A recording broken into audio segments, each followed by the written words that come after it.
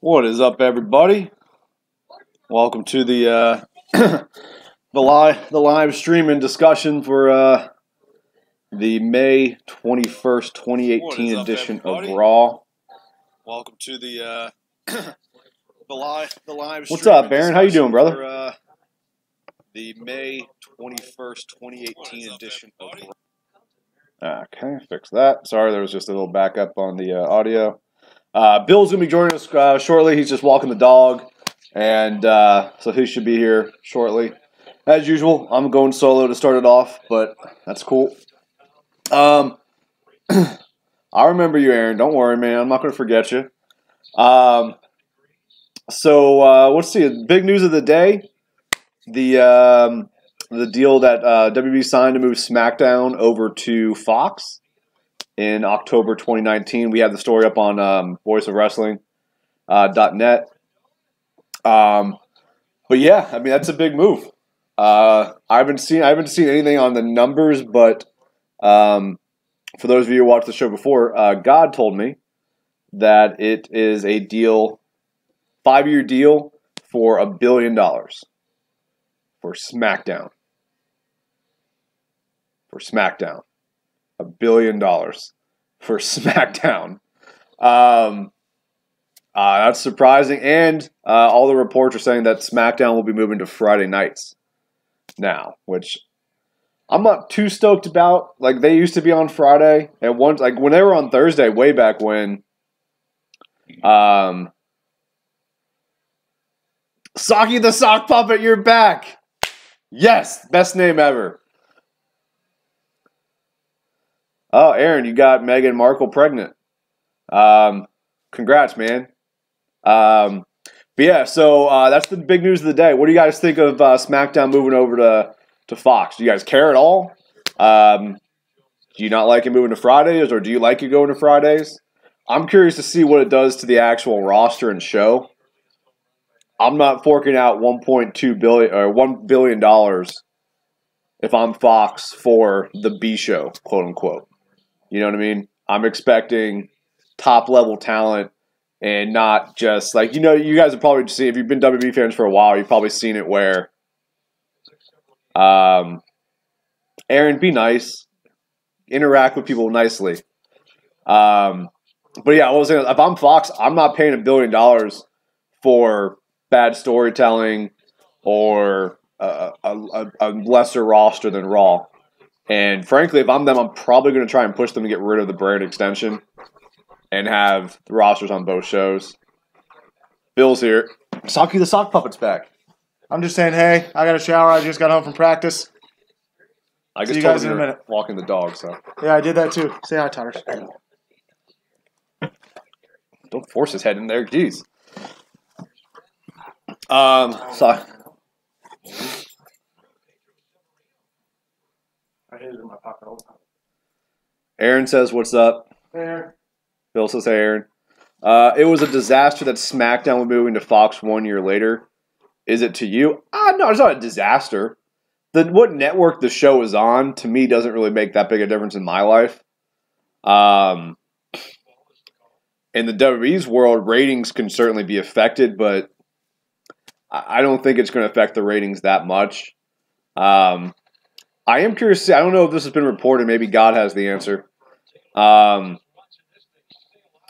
curious to see if it's on Fox, if it's on Fox Sports 1. They haven't decided yet. Okay, so God has told me it hasn't been decided yet. I'm sure he knows the answer. No, I don't. Well, I mean, because God knows everything. I'm going to divulge that in a while, but okay, God doesn't want to reveal anything his master plan yet. Yeah, Aaron, Bill remembers you. So yeah, I don't think it'll be a disaster, but you never know. I mean, SmackDown in itself, in a lot of ways, is a disaster. So, because they just don't care about the product that much. So, but I'm definitely curious to see what you guys think of the decision to move it over. Aaron, what do you think about SmackDown moving to Fox? I will say I would anticipate they get a drop in ratings because it's going to be on Friday nights. And Friday nights, a lot of people go out. It's not exactly a prime TV spot Friday night. I don't know that God prays for people, Aaron. Like, I think he accepts prayers. I don't think God prays. Yeah, why would I pray for you? You need to be praying for me. I mean, because you may not wake up in the morning. That was dark to start the stream. Good God. Hey, watch your mouth. But yeah, so that's the big news of the day. I haven't been following too much of the news. I mean, I did read. Apparently, Raw is going to start off with Kurt Angle making some huge announcements, which probably means it's going to be a mixed tag match or something like that. Because it's never huge announcements, but maybe it could. Maybe it will. Maybe I'll be shockingly surprised that it's some sort of actually big announcement. So, guys, while you're tuning in, before we got about 3 minutes before Raw starts, if you haven't already, make sure you like the Voice of Wrestling on Facebook. If you don't already, subscribe to our channel here on YouTube. You probably do. That's why you're here. If you like what we do, share it with your friend. Share it on your social media account. Share the stream. Try to build this as much as possible. This is our 3rd week, so we're still getting our feet wet. One thing that we do have to announce specifically for this stream, and we're very excited to announce this. As we're going, guys, we're going to try and do things to make this more entertaining. I know you guys don't want to sit here and watch us watch Raw, so we want to try to get things that are more engaging. So one of the things that we're going to be doing starting next week is we're going to be doing trivia throughout the night. So we're going to do a trivia question at 9 o'clock, at 10 o'clock, 10:30. And then we'll do one at the very end at 11. Well, pretty much after Raw, pretty much, okay? And the way the format's going to be, if you win one of the 9 o'clock, 10 o'clock, or the 10:30 trivia, then you get to be in the finals at the end of the night. And if you answer the last trivia question correctly, then for that week, you become the Voice of Wrestling champion, the VOW champion. We're going to have a cool graphic up on the screen, and so that's dropping next week. We're just waiting on getting some of the graphics to update. So starting next week, we will have the Voice of Wrestling champion. And then every week you can come back, and if you're the champion, you can come back and defend your championship belt. We'll have the belt up on the screen. We'll have your name on there saying that you're the Voice of Wrestling champion for the moment. So that's one thing that we're going to be doing starting next week. So start gaining up on your wrestling and WWE trivia. And we'll be good to go starting next week on that.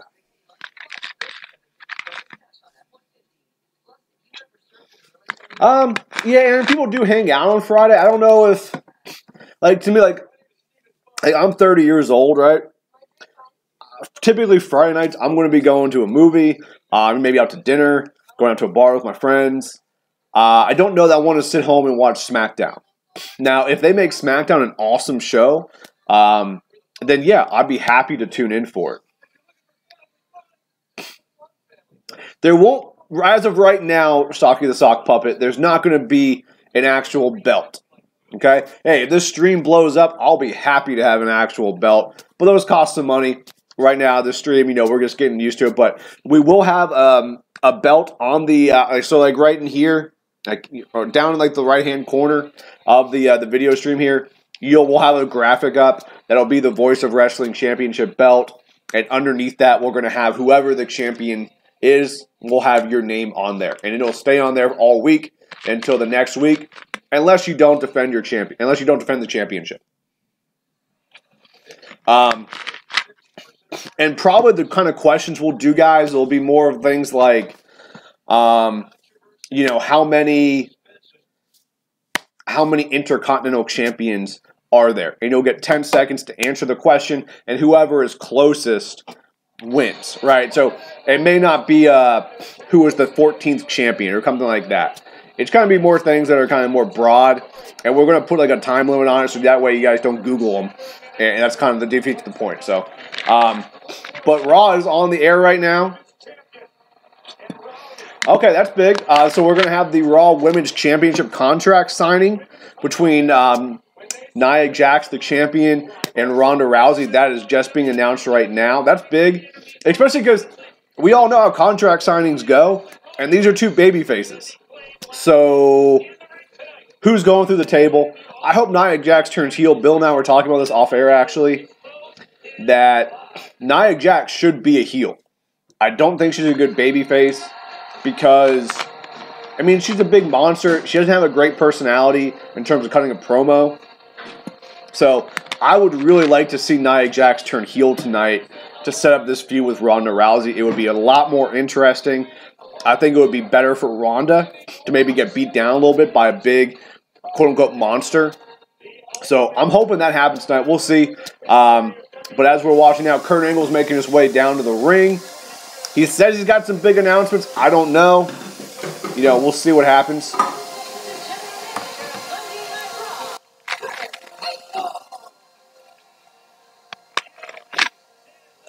How's the audio, by the way, guys? Can you hear me?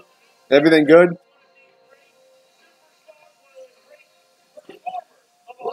Yeah, Aaron, you're my boy, man. Even though you call me the Fat Mojo Raleigh, you're still my boy. All right, guys. Angle's about to cut his promo. Let's see what's going on here. We're going to keep it going. In the house tonight, Ronda Rousey.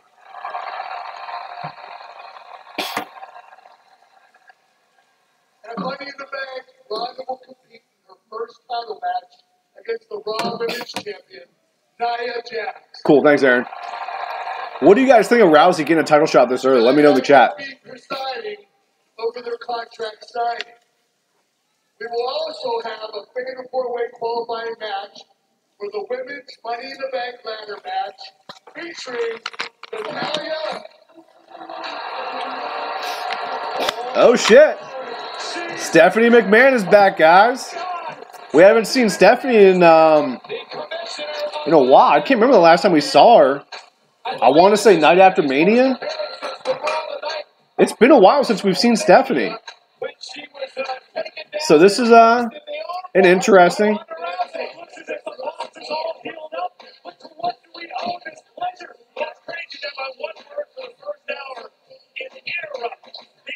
So this could be bad for Kurt Angle, guys. There's been some tension there. You know, Stephanie coming back is usually not a good sign for anybody that's a babyface. So let's see what happens here. Stephanie just grabbed the microphone. Stephanie looks great as always. Let's hear it one more time for Kurt Angle. Kurt, I'm just going to call this out right now. We've talked many times, but after what happened at WrestleMania with you and Ronda Rousey and me and my husband Triple H, it's all water under the bridge. You're absolutely forgiven, Kurt. I hold no hard feelings because I'm a leader. Okay, I'm a business person, and I will always do. Sorry, guys. Just texting Bill real quick. Business.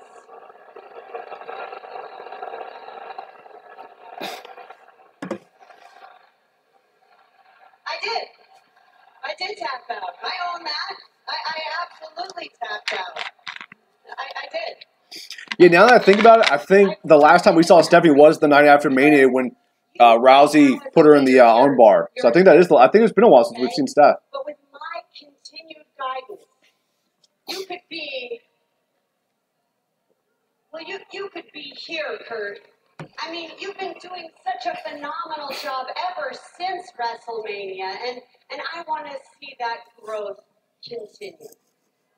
Okay, but you do need to listen to me because sometimes you let your emotions get in the way. We all saw what happened with the. Hey guys, can you? I've moved the microphone a little bit. Can you guys still hear me? Let me know in the chat if you guys can still hear me. Okay.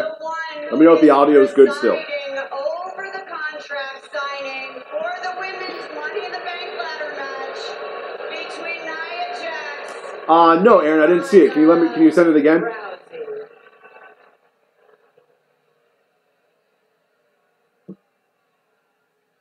Well, I couldn't agree with you anymore, Steph. I mean, I could always use more room for guidance. That's for sure. If you could. And speaking of, you tend to let your emotions get the best of you like you've been doing with Roman Reigns. I mean, you've been giving Roman far too much latitude, right? I mean, these people agree, and that needs to end tonight, Kurt. Hey, it's not a Monday Night Raw until Roman Reigns gets booed out of the building, guys. So here comes Roman. Getting a bad reaction as always. What a reaction. I'm not surprised that Roman Reigns has found his way out here tonight. There have been a Oh, I thought you got Meghan Markle pregnant. Aaron, you got Steph pregnant too? You gotta slow down, man. All right, Roman taking the sweet-ass time to get down to the ring now.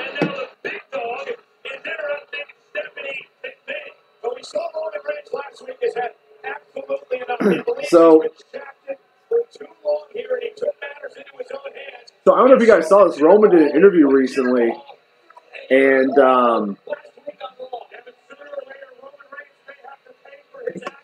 he was talking about, like, possibly turning heel.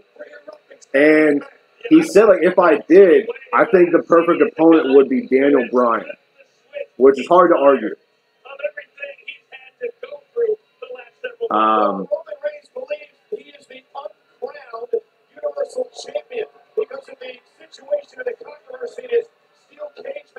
So that would be interesting. Obviously, Bryan's on SmackDown, Roman's on Raw. So you have to work out the logistics of that. But I wouldn't be mad about it.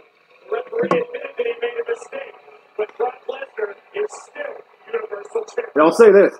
If wrestling fans really don't want Roman to get pushed like they do, if you're really that adamant about it, like, I like Roman. I don't have a problem with him. There's some things I don't like, but overall, I like Roman. But if fans really don't like him, at Backlash, people got up out of their seats and left for his match. Keep doing that, and you'll force W's hand. Just leave. You don't have to say you have to leave the arena. Go to the bathroom. Go to the concession stand. Just leave. That's what you really want. That's the message that you can send. Because Vince does not want a half-empty arena. But be quiet now. So Stephanie's talking. But if you're going to continue to let this Samoan temper get the best of you, then Roman, you might just have to look for another line of work.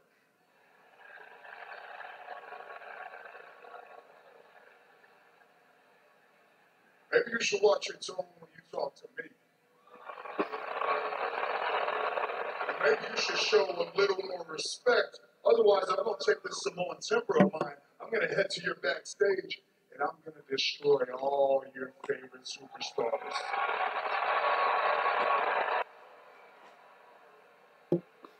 I don't think so, Saki. Lesnar doesn't have a match for Money in the Bank. I'm kind of thinking we may not see Lesnar until SummerSlam.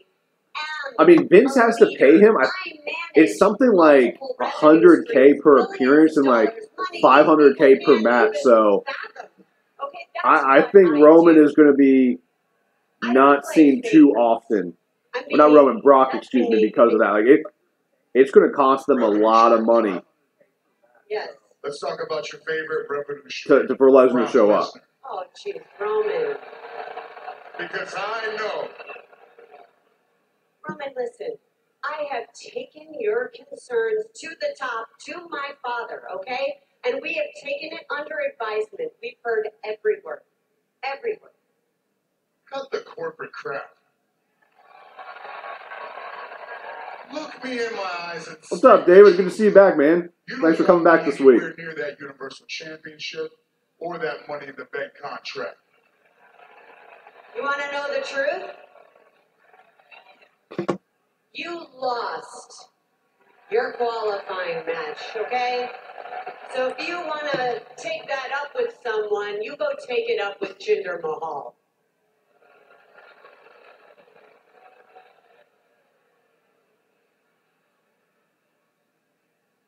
I already did.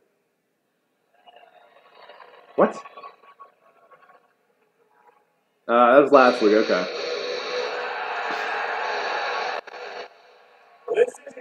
That's cool, David. Yeah, man.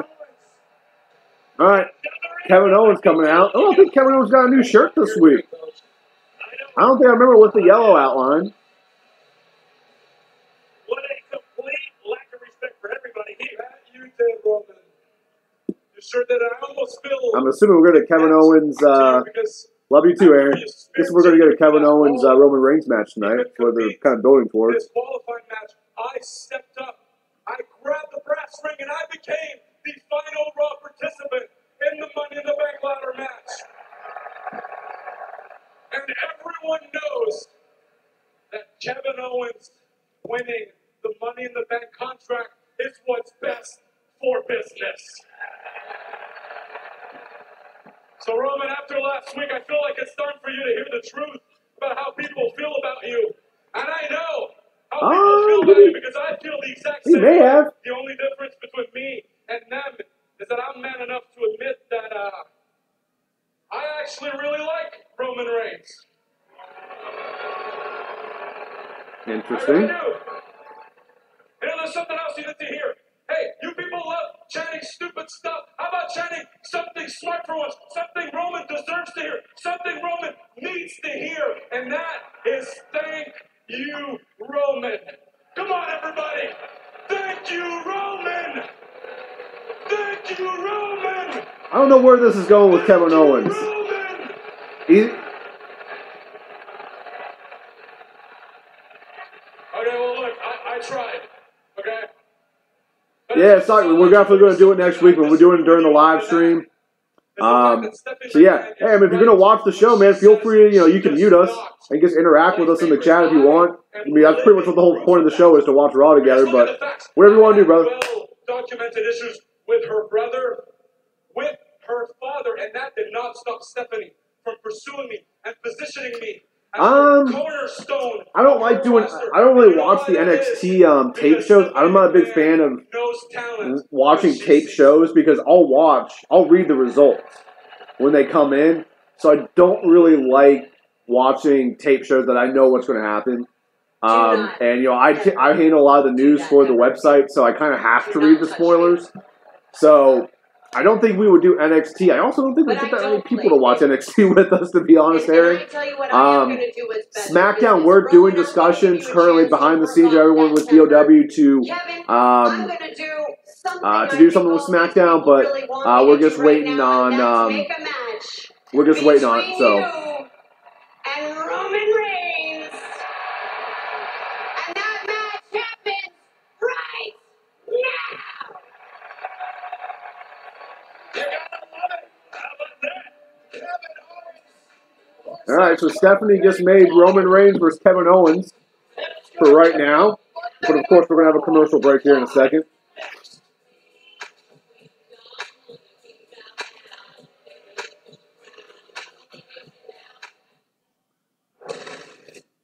All right, so Kurt Angle said he was going to make some major announcements.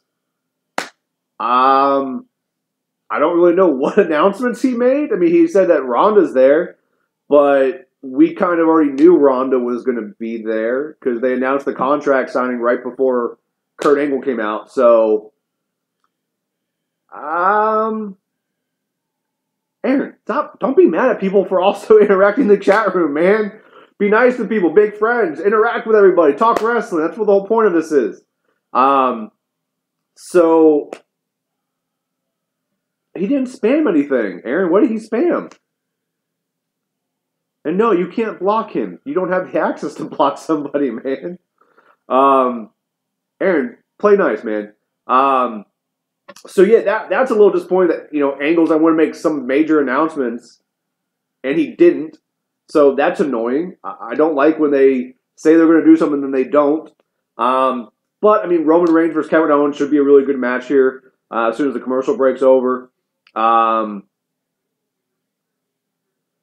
David, you're cool, man. Don't worry about it. Aaron's a cool kid. He just got to warm up to you. That's all. Aaron's good, though. So far, what we know, I mean, we got Roman Reigns and Kevin Owens coming up right after the commercial break. And we know we're going to do the contract signing with Nia Jax and Ronda tonight. I mean, Stephanie coming back. I'm curious to see if Stephanie's back for a week, every week now, or if this is just a one-time thing. I don't think that Ronda and Stephanie are done having a feud. And that could be why Stephanie's coming back now. If I had to bet on it, I would say that Ronda and Stephanie have a match at SummerSlam. Not that everyone wants to see that necessarily, but I think that's what's probably going to happen. I could be wrong, and I hope I'm wrong, but I feel like that's probably what's going to happen. What do you guys think? Do you think Ronda is going to win the title at Money in the Bank? I'm curious to see what you guys think about that. Let me know in the chat, guys.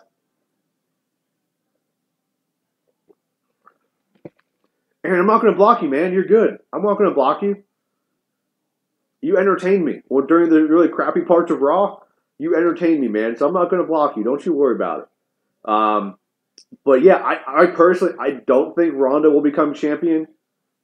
I think she should, honestly, because I don't think she should lose a match for a really long time. Like, she's a legitimate badass woman who the UFC women's division means something. So that's important. I think she should win and keep that for a long time. I don't think she should lose until she fights Charlotte Flair.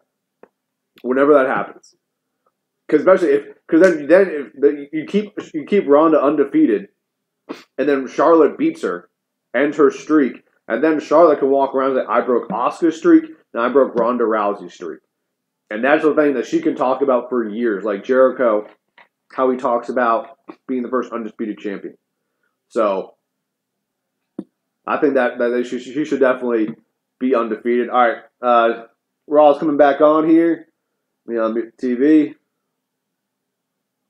I can find it. There we go. Here tonight. Pretty obvious that Kevin Owens decided to step over the line. All right, so the match already underway here. Benefit by getting this match kicked off the show tonight here in Albany. Starting off slow. Haven't maybe got a little bit carried away. Thought he was a little bit more comfortable around Stephanie than he should have been. Roman reverses Owens' hold here. Roman Reigns, Samoan temper tonight. Well, I thought it was interesting that Kevin Owens said he was living proof. You notice WWE, they often will say, like, when they want something to be a thing, they'll talk about it a lot.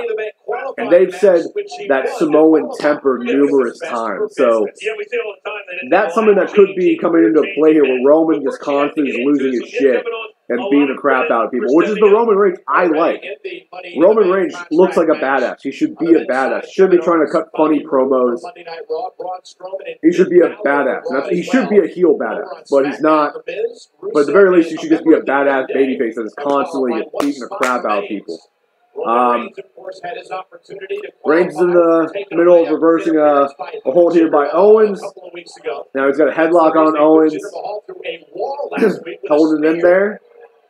Roman Reigns said in a tweet, hey, 2 weeks ago, right. Stepped up to Jinder. Last week, Owens reverses it, throws him into the ropes. And good God.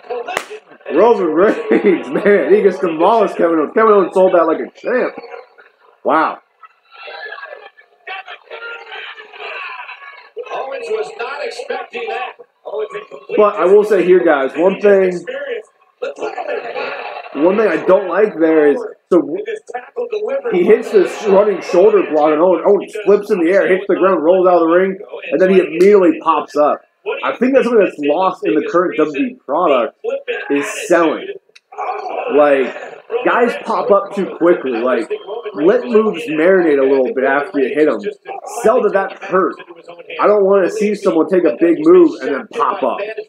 Right? Like, you need to be organic with that. You don't rush it. Make us wait a little bit.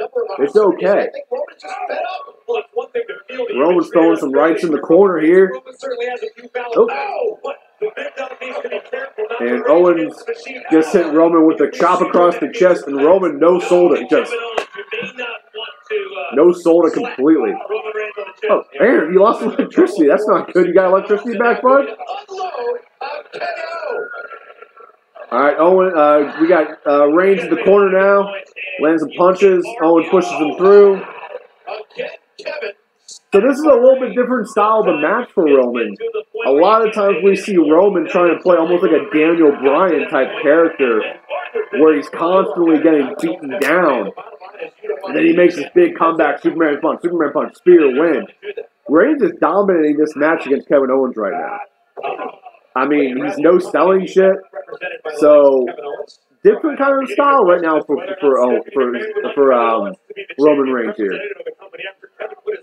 Okay, that's cool, Aaron. What's up to your neighbor? Did you see the look of Stephanie's face when that arm went on? Oh! All right. Owens hits a boot in the corner. Reigns took it and then knocked Owens off the top rope.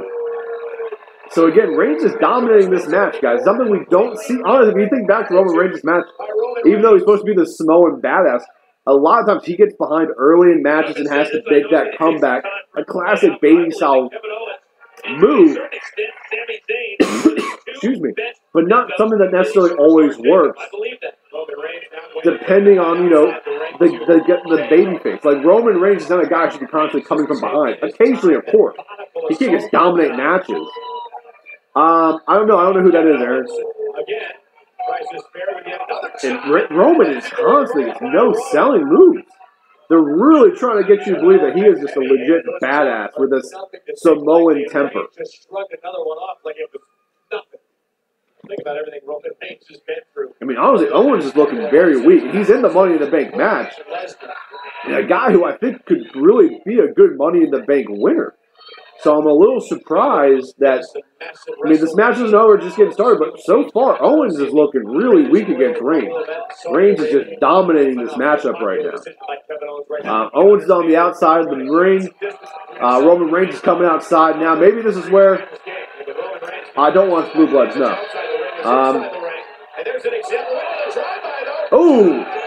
All right, so Reigns just went for the drive-by, missed, fell back onto the ring apron, and then got super kicked by Kevin Owens, and we're going to commercial as a pin attempt was happening. I hate that. That's stupid. I understand that they sometimes have to do commercial breaks during the middle of matches, but I hate that. It really kind of kills the momentum of the match. I see Bill's Rock is showing the guns tonight. Now we have the gun show. So, Phil, to keep you up to date on what's going on. Kurt Angle made no major announcement, even though he would tease that he was going to make several huge announcements. He probably forgot his lines. Well, no, so Stephanie came back. She made a return. So that happened. I'm back. Nope, not Eric Bischoff.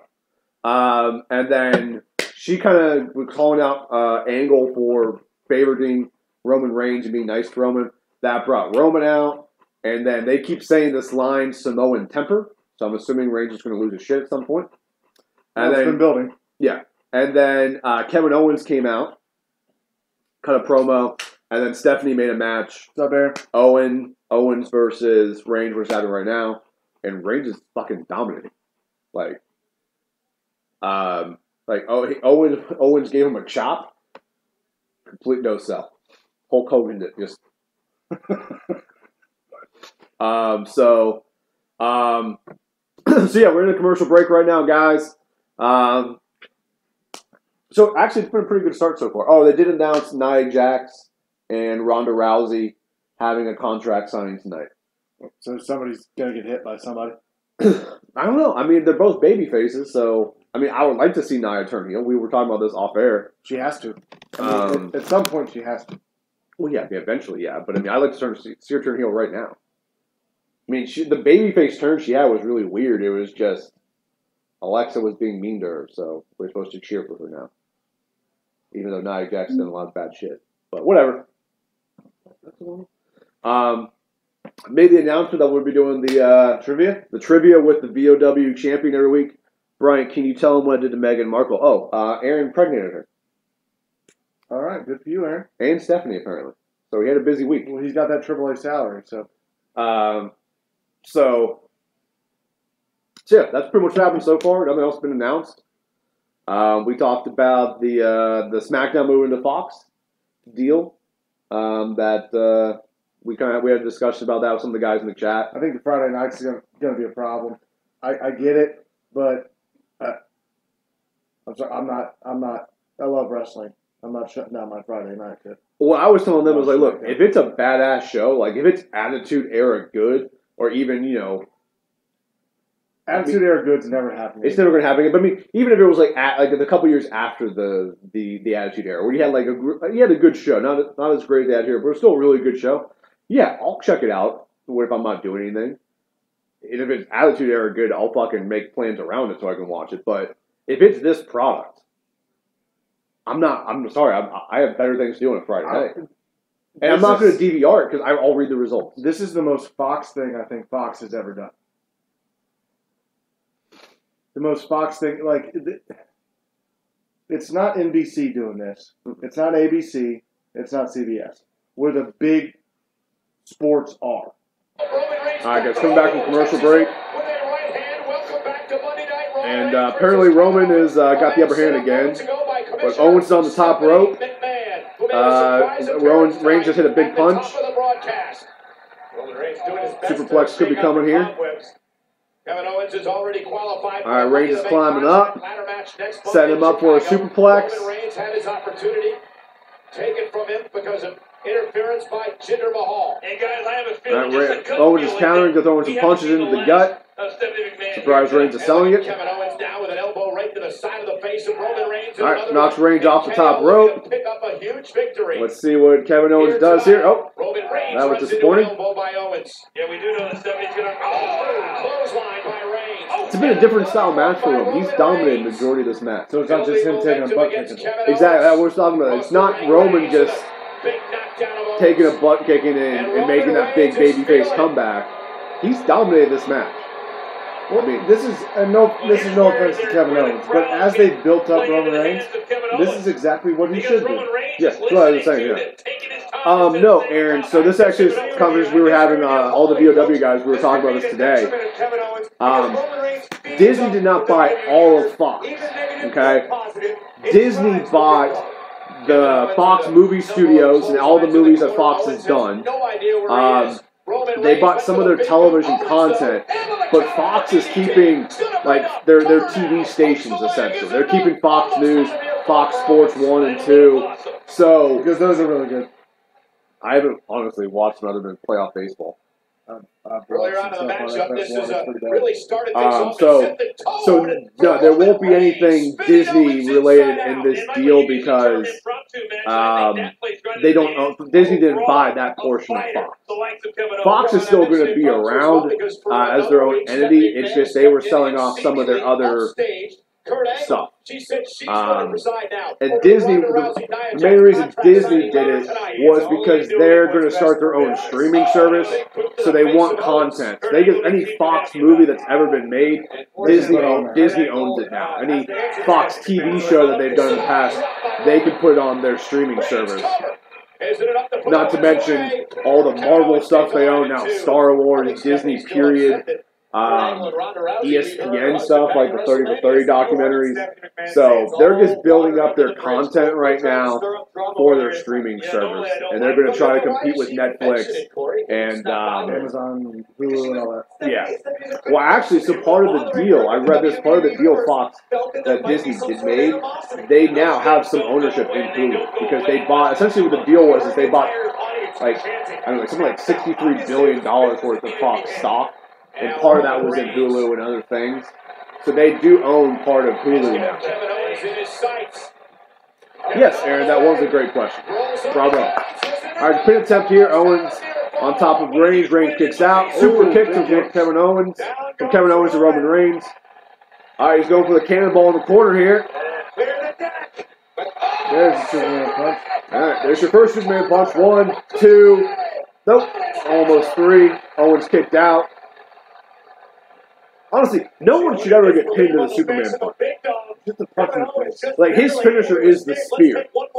Right? Like, people have their, if you go to like WWE video games, you have your signature move, which is like Jeff Hardy, for example. Jeff Hardy uses the twist of fate, but he never wins matches that way. It's with the Swanton bomb. Finn Balor has the switchblade. He's never going to win a match. He's got the coup de grace to win matches. Yeah. So the Superman punch should be a move like that. It should be get a near fall pin attempt, but not actually win the match. Reigns is setting up the spear right now, doing the ooh-ah, which just sounds like getting booed, which he probably is. But Owens ducks out of the spear. Reigns going to the outside of the ring here. And hits the spear on the outside. Now you got to get him inside because that doesn't help you. And he's a big man. That's a large, massive human being. Ooh, Jinder Mahal's out. Oh, thank God. Attacks Roman from behind. Selling the injuries with the tape around. I like it. Time down stage style.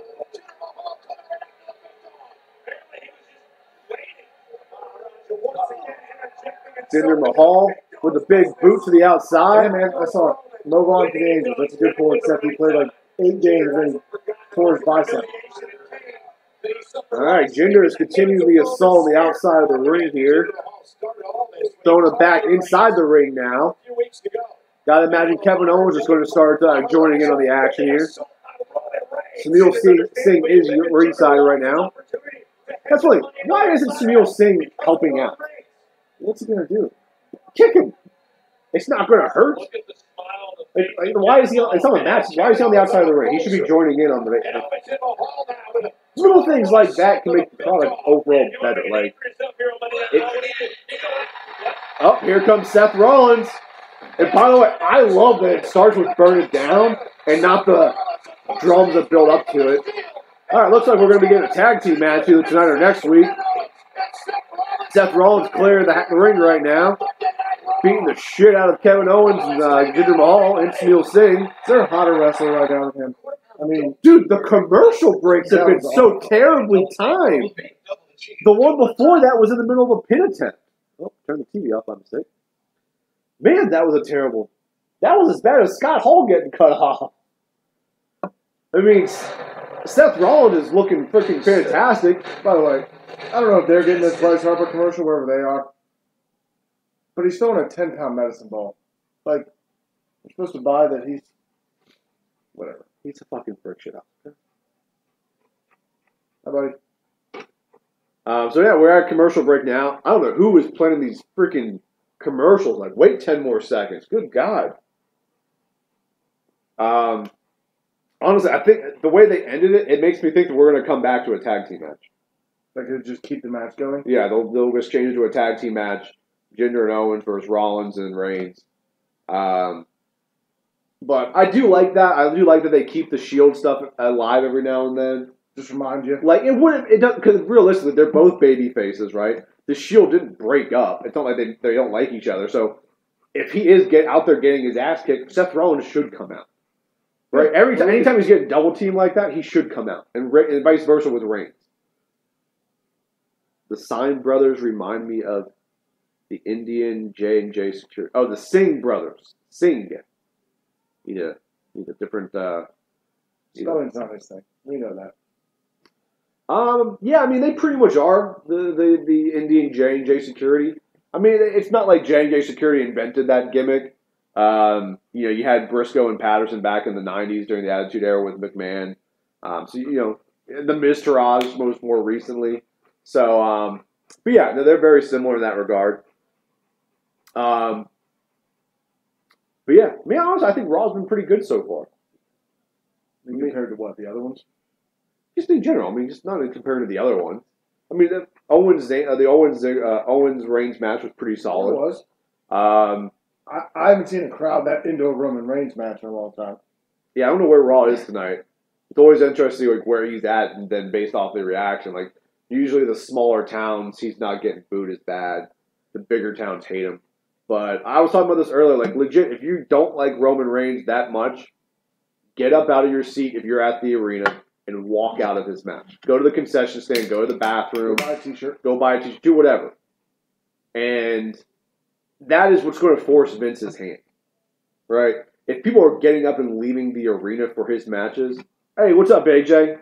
Right now, the Owens-Reigns match just ended from Jinder Mahal coming out and beating up Roman, and then Seth Rollins came out to make the save when Owens and Mahal were beating him down. So we're in a commercial break right now. If I had to bet on it, I would say when we come back, we have a tag team match when we come back from the commercial break of Owens and Mahal versus Reigns and Rollins. Nothing's been announced, but the way they just kind of ended it kind of makes me think that's what's going to happen here. Or we come back to absolutely randomness. All right, go ahead. Oh, we don't need the Total Bellas commercial. Oh, that was a sad John Cena. Sad John Cena. That's my boy. All right, so we look. Yep. Tag team match. Call that. So yeah, so we do have the tag team match. It is Mahal and Owens with Sunil Singh at ringside versus Seth Rollins and Roman Reigns. You have to assume Rollins and Mahal are going to work the majority of this tag match. All right, Mahal hits a shoulder bump. Sure. Yeah. Drop kick by Rollins onto Mahal. Aaron, stop being mean to other people, dude. We want people to watch this, Aaron. We don't just want you. Who wins? Don't just want you. We need a lot of people to watch this, man. It's kind of the point. Aaron, you're an OG. We love you. Be nice to other people, man. Interact with each other. Make friends. Who wins? I think it's got to be Rollins. As hot as he is right now, this is just a way to get him out there and get a W. You put him with Roman, because nobody's going to boo Seth Rollins. I think the heels win. I think the heels win here. Because say like Reigns, especially if Reigns gets the pinfall in this match, he pins Jinder, then this feud is done.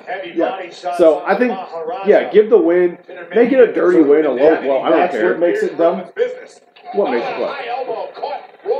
Look, I understand what WWE's trying to do. They want Roman to get cheered. It hasn't worked for fucking 4 years, but let's just keep milking that cow.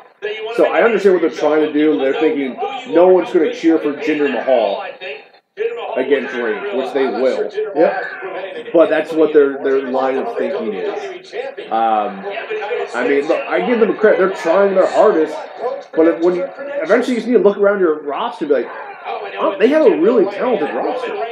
Like, really, really good roster. It may not be attitude era good, but you're never going to get a roster like that again. You've never had two legit superstars in the company at the same time. Just in the middle, I guess. It started with Reigns, Owens, and then now it's turned into a tag match. But the tag match part of it just started. Yeah. So right now we got Reigns and Mahal in the ring. Mahal is dominating Reigns right now. It's got him in a chin lock. So clearly this is a point where Roman is maybe a little bit blown up from having to wrestle for 20 minutes. So he's getting a breather right now. It's right now they're pretty much it's classic tag team wrestling. You're building up for the hot tag to Rollins. So Roman's going to get his ass kicked for a few minutes here. Get the hot tag. Rollins is going to come in, and I still think Rollins. I feel like Rollins and Reigns lose this match. Is Rollins in Money in the Bank? Yeah, he won his thing, didn't he? I can't remember. I'm pretty sure he's in it. Do you guys remember? Is Rollins in the Money in the Bank match yet? I know Owens is. I know Mahal's not. I know Finn is. I know Reigns isn't. But I can't remember. I would assume Rollins is. And to answer your question, Rollins is the hottest guy in the WWE, not in wrestling. Fucking Cody Rhodes, all in. Hashtag all in. Hopefully next week I'll have my all in t-shirt. Yard turn, log TV. Yeah, I don't know what that means, bud. Can we get a translator? I know you speak English. You've been talking English to us, man. Yeah, I don't know what that means, AJ. Sorry. You're asking us to put the live TV on, we can't do that. So right now,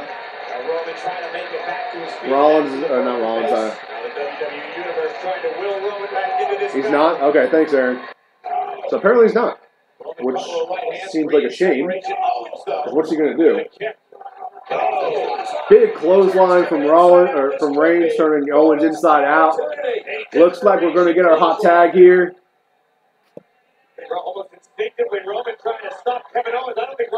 Because AJ, that's illegal, man. It's against the law, man. Against the law. All right, Jinder trying to come in and hit Reigns. Reigns just threw him through the ropes. So clearly, Jinder is going to take Rollins off the top rope, which he just did. So Reigns is still in the match with Owens. Jinder is attacking Seth from behind. Cannonball in the corner onto Reigns. Pin attempt here. 1, 2, and nope. Not going to beat Reigns that easily. And another commercial break. All right. So, right now, Reigns and Rollins are getting their asses kicked. And I'm sure it won't be that way when we get back, or it could. Who knows? But we've got another commercial break here, fellas. And ladies, if there's any ladies in here. When is Money in the Bank? How many weeks is it away? Hey, Alexa. 2. When is Money in the Bank? This might answer your question. Money in the Bank will occur on June 17, 2018. 27th. All right, so it's June 7th, so that's like 3 weeks. Yeah. That's a long time. I mean, that kind of confirms that they view Money in the Bank as one of their big five. Now, I would say it's the big 5 pay-per-views.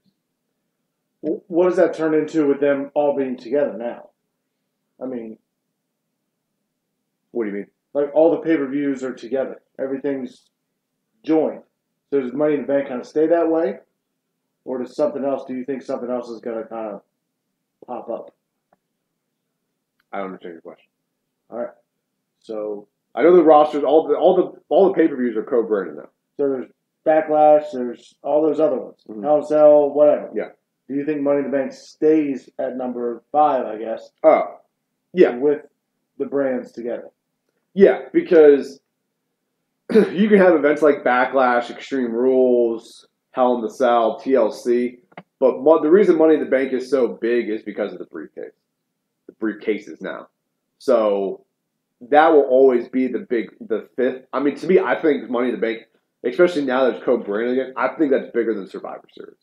Yeah, as much as I like Survivor Series, because I love the old school 5-on-5 elimination matches, I think those are fantastic. But, yeah, I think Money in the Bank will be in the big 5. I don't think anything's going to overpass that because of what's on the line. The Money in the Bank briefcase is a consistent, important storyline that the WWE has. And it's a big deal. So I don't see that ever losing its positioning there. Well, and plus the fact that you have really nothing to overtake it. I mean, you have Extreme Rules, but they can't do Extreme anymore. You have Hell in a Cell, but it's still only to an extent. You know, and I wish they didn't do Hell in a Cell. Hell in a Cell to me is a match that you should see every 3 years. Like it should mean something. Like same thing. I do and I don't like this. Like Elimination Chamber is another match to me. But I know why they do it, because it allows them to correct anything that they want to change leading into WrestleMania. Yeah. It's a very easy way for them to set up a number 1 contender, a new champion. So it makes, I understand why they do it. I really like Elimination Chamber. I think Elimination Chamber is sweet. But I like the Elimination. I just wish, like when they first introduced Elimination Chamber, it was like once every 2 years you saw it. And that's why it was so cool. Like now it's every year. It loses its special feature or whatever you want to call it. So that's the only reason the same with Hell in a Cell. TLC is the same way now. Like I don't like the forcing of a gimmick onto a pay-per-view. All right, we're back from commercial break here, guys. Jinder Mahal and Kevin Owens are beating up Roman Reigns in their corner. Yeah, AJ, the match just started back. Reigns is still getting his ass kicked. Kevin Owens is apologizing to the referee. He's yelling at Seth Rollins. So hot tag should be coming any second here. We're 45 minutes into Raw, and it's pretty much been one story, which is nice. I don't like when they try to just spit a bunch of stuff on the Raw. Yeah, it's a different style show they have set up. Yeah. God is actually not with us right now, Aaron. He is watching the Capitals game in another part of the household. Because he's a big Capitals fan. Go Caps. All Caps, baby. Haven't heard any screaming or yelling, so we're assuming it's 0-0. Should be 0-0. So, I mean, it's also interesting about this Raw is they didn't announce anything during the day. No match. I looked it up. I mean, the contract signing I didn't know about until Raw started. I could be wrong, that maybe something got announced previously, but not that I saw. So right now, getting back to the matchup, guys. Owens has Reigns in a headlock here, giving Reigns a breather clearly. Not much to talk about, really. Just a headlock. Yeah, we gotta get computer chairs. I'm only 45 minutes in, my back's falling out. I'm already some an hour in.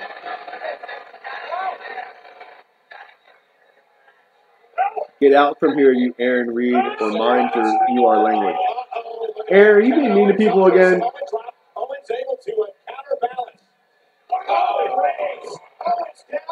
I mean, Aaron, I'm just reading your past message.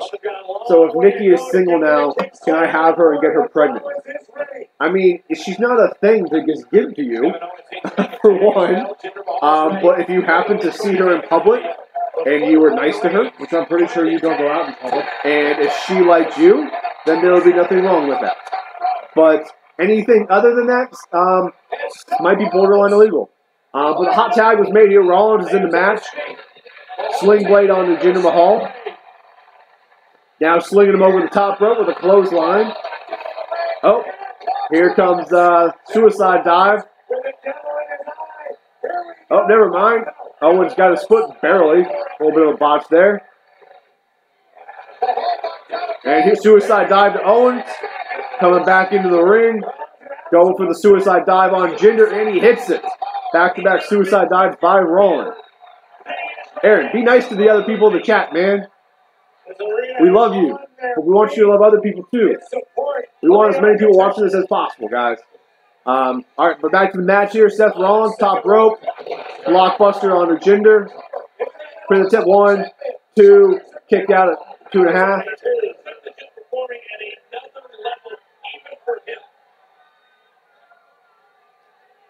Intercontinental champion looking stronger. Maybe that's why he's not in Money in the Bank. He should have an Intercontinental match. With who? Finn Balor. Finn's in it. They're going to kick him out. He's going to win twice. Aaron, stop making sad face. I just want you to be nice to people, man. Sunil still causing distraction here. Up, Seth Rollins picked up. Ooh, God, that looked painful. I don't know what that's called, but it looked painful as shit. We're just going to call it going full Iron Man if it's so raw. We're just going to go. We're going to call that the PAS. Painful as shit. Essentially, what happened if you're not watching, Jinder had him up like an F5 AA position, threw him up, and then brought Rollins down on his knees. Insecurity onto Jinder here. Kevin Owens tags in. Looked like Rollins was looking for a tag, but Roman is nowhere to be found in the corner. Being a little bitch. Hey, Keon Cody, thanks for subscribing to the channel, my man. Appreciate you checking us out. Thanks, yeah. Yeah, I'm sorry I butchered your name, brother. Ooh! I've never seen him do that before. That's what's sweet. So that would, for you guys who are not watching here, you've seen the Big Show do this where he gets to the second rope and then kind of comes down, tries to like slam on him. Owens did that, but turned the midway in the air and hit an elbow drop. Ooh, Kevin Owens with the super kick on the Reigns. Owens and Rollins are in the ring right now. Pop-up powerbomb attack. Rollins reverses it. Super kick on Owens from Rollins. Oh, he missed the curb stop. Curb stop. Right there. Curb stop onto Owens. Told you. 1, 2, 3. No one kicks out of the curb stop. It's not happening. Thanks, Keon, man. I appreciate it. Thanks for checking us out, brother. All right, so Rollins and Reigns win the match. You were right. I was wrong. Per usual. But, I mean, hey, we're 49 minutes into Raw. We've had technically 2 good matches. Yeah. So I'm pretty happy with Raw so far. Now, WWE has a problem with starting things off pretty well and then kind of dropping the ball. Are you mad, Aaron? Do you know what I'm talking about here? Guys, please play nice. We want a nice, friendly chat, guys, not a mean chat. They're going to show replays right now. Nothing really going on in the ring. So, guys, if you like what we're doing here, if you like the show, I know some of you guys do come in every week. This is our 3rd week now doing these shows, so we're just slowly growing this. But if you guys like what you see, share us on your social media accounts, share us on Twitter, Facebook, throw us out there. Tell your friends. We'll try to grow this. The more people we have in the chat interact with each other, it's going to make the show. It's going to make the show better overall. So, but we appreciate you guys. Ooh, Jinder Mahal with a steel chair. Where the hell did he come from? So Jinder has a steel chair on top of the entrance ramp, beating the shit out of Rollins and Reigns here. He just hit Rollins in the back with a steel chair, threw him off of the entrance ramp. And now he is just beating down Roman Reigns with that steel chair.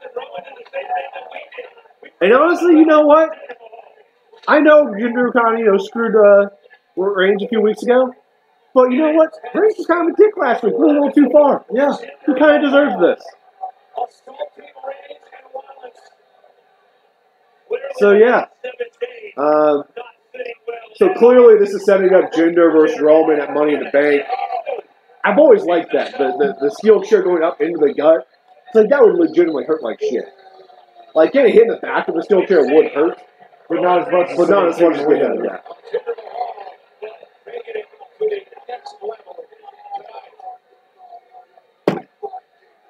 Alright, Jinder is talking in I'm assuming Punjabi? I don't know, it's in Canada.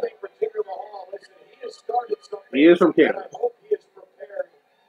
Who do you want to win Money in the Bank? Excellent question, Keon. I'm going to let Bill go first. I already know what the answer is, so go ahead, Bill. Finn Balor. Shocker. Honestly, who I would legitimately like to see win is Rusev. Because a guy like Rusev, to me, he should be a main event guy. Like, he's good enough. He has a good look. His personality is really strong. And he's gotten himself over.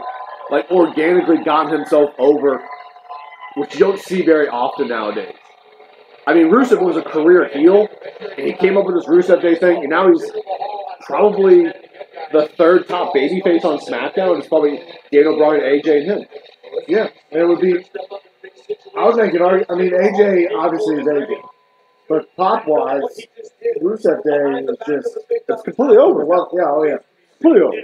So I would love to see Rusev. What's Zeros? God's back. God is back, guys. God, you got anything to say? Let have mercy on all your souls. All right, guys. You might see the witness our murders tonight if the Capitals don't win. So just press record or whatever you have to do to make sure somebody catches it. Yeah, I mean it should make for an entertaining stream. So right now on Raw, they're re-showing the freaking Bobby Lashley interview from 2 weeks ago that I found was just awkward. That is another thing that I forgot about. So Sami Zayn last week said that he was going to expose the real Bobby Lashley by bringing his sister to Raw. So, yeah, I guess we're going to get that tonight. The Lashley was my last sister Francis. And of course, being the youngest girl, she was I think I learned Woody Harrelson. Aaron, that was funny. Be nice to me, though. Don't call me the Fat Mojo Raleigh again. I'll never forget it. I don't think they messed up his debut, Keon. I mean, he came in, had a squash match pretty much. But I don't know what they're doing with him going forward, right? Like, is Sami Zayn the right guy to have a feud with Bobby Lashley? I don't. Sami Zayn sucks. He's not. He's good in the ring. Yeah. And I mean, he does get heat now because he's just this annoying heel. But yeah, I don't know if that is the right guy for Bobby Lashley. And I don't know necessarily who would be the right guy, but Mabel. Okay, well, they're not bringing Mabel back. I mean, you have to resurrect him. He's dead. That would be Vader's still alive, though. Barely. Big Show. Honestly, you know what? Kevin Owens would have been better for Bobby Lashley. Yeah, Big Show. He didn't send me good. No, he's injured right now. That's why he missed the Greatest Royal Rumble. He's got like a hole in his leg. He's 85 years old. He is not 85 years old. Yeah, I agree with you. Yeah, to me, Bobby Lashley should be the guy that beats Brock for the title whenever he's leaving. And then Brock goes away forever. Pretty much. He'll come back for Hall of Fame because Vince will pay him $1 million. Him that Fox money. Yeah. You got fucking $1 billion coming your way for SmackDown. Again, that's mind-boggling to me. But yeah, no, to your point, Keon, I think Bobby should beat Brock. I've been saying this for weeks. I think whoever beats Brock for the title should be someone... Dude, Aaron, that's so mean. Brian, you look like Paul Blart. That's fucked up. Anyways, back to my point before Aaron so rudely made me cry on the inside. Yeah, Bobby should be the guy that beats Brock because I don't think whoever beats Brock for the title should be a guy he's faced. That means not Samoa Joe, not Roman, not Braun, because he has faced Braun, not Seth. Seth and him have had matches before. Well, Seth did beat Brock. because Taker interfered. So actually, Seth would be a guy I would be cool with beating Brock for the title because he beat him before. Granted, he had help, but whatever. So Seth, I would throw in there. It probably wouldn't be the most believable just based off appearance, but Finn Balor I would be fine with. I know you would love it. But ultimately, it should be a guy like Bobby Lashley. They have similar backgrounds. Bobby Lashley has the look of a guy who you could go in there and think, yeah, he could beat Brock. Just lose the headband. You're so obsessed with his headband. It's weird. What about Kane? No. He hasn't had a title run in forever. Huh? There's a reason for that. He's about to have a mayoral run, God. So. Oh, so he can't be a mayor and a champion? Yes. You have to pick. What So. is this new weird position you put yourself in? By the way, I'm going to use that. No one's doing the commercials. Bye, Todd. So yeah, Keon, I agree with you. Long story short, Bobby should be the guy who beats Brock. It's been rumored. How would I book it? I would book it as an even matchup. I would book it as... I wouldn't book it as Bobby just beating the crap out of him because that would mean you should have a rematch. You book it as a fight, like as an actual good match. They can do it. Well, Bobby's done it in TNA. He had MMA-style matches in TNA. So, like, he can do it. He's done it before. The only problem is getting Brock to be able to do it. And Brock, it's well known that he doesn't always like to give the best performance. Which makes perfect sense for your world champion, the guy you pay a lot of money to. Yeah, 500,000 freaking per wrestling appearance. For wrestling a match. So, yeah. I'm sorry. Forgive me, please. I'm still the homie. Please, please, please. I'm sorry. Aaron, you're fine. Just be nice to other people, man. No, Keon, you're fine, man. That's the whole point of this. We want quick responses, man. Yeah, just respond faster than Aaron. All right, unmute it. Oh, here we go. All right, so no shock here. Who Johnny match? The WWE just announced Roman Reigns versus Jinder Mahal is now official for Money in the Bank. That's just coming on. That's going to be a terrible match. Yeah, who cares? Where is Money in the Bank? Chicago. Oh, God. They're going to boo the shit out. They should have booked an injury angle. I would say, if you legitimately... They can't leave. AJ's... No. We talked about it. No, we talked about it. They're going to leave and come back? You just go to the bathroom. Go to the concession stand. Get a beer. Get a beer. Go sit somewhere else. If you really don't like Roman that much and you want the WWE to change, they're not going to change. Vince likes a reaction. He doesn't care if you're cheering or you're booing. He just doesn't want it to be quiet.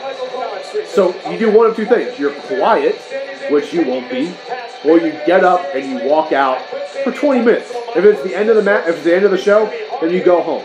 You beat the traffic. But that's what I'm saying. If it's half full, if Vince Arena is half full for Roman Reigns matches, guess what? They're going to do something. You're forcing their hand. It's not too different from what people do with Brock Brown. I'm going to play as a Redskins fan, the Dan Snyder card. It's different. You bought the ticket. It's different. This is an entertainment show. It's not a sports show. Right? And I know the deal with Fox has been made, but networks can put pressure on you to be like, look, we're paying you this much money. I don't want your top star to be a guy that half the arena leaves his match for. And Vince won't want that either. It's a really bad look. But let's listen to Sami Zayn's promo here. Bobby Lashley and his lies. Yeah. And so this clearly will be another Money in the Bank match. Sami Zayn versus Bobby Lashley. Very lovely, just very honest sisters, Francis, Kathy, and Jessica. So please, if you would, make a little noise for the Lashley sisters! I got a feeling this is going to bomb. Some fucking great entrance music. Wow, talk about an uncanny resemblance. Yep. Here we go. Lashley, of course. By the way, the Miz tweeted, I get drafted to SmackDown and WWE gets $1 billion deal. Hashtag moneymaker. Hashtag Are these all dudes? I know the one in the middle is a dude. The one on the left is not a dude. Could be. Is that a broom? I feel a little awkward right now. I think the other one This is already stupid. That's definitely a dude. Crowd's a little bit stunned as well. No, there's no way. Understandably so. That might be a dude. They're all dudes. I think they're all dudes. Bobby Lashley's gonna beat the shit out of him. Why does one have a broom and a helmet? I mean, I'm sure they're going to explain this in this god awful segment. All right, so for those of you not watching, Sami Zayn is bringing out quote unquote Bobby Lashley's sisters. They're not cross-dressing. One has a mustache. So pretty much it's three dudes dressed up as women, it looks like.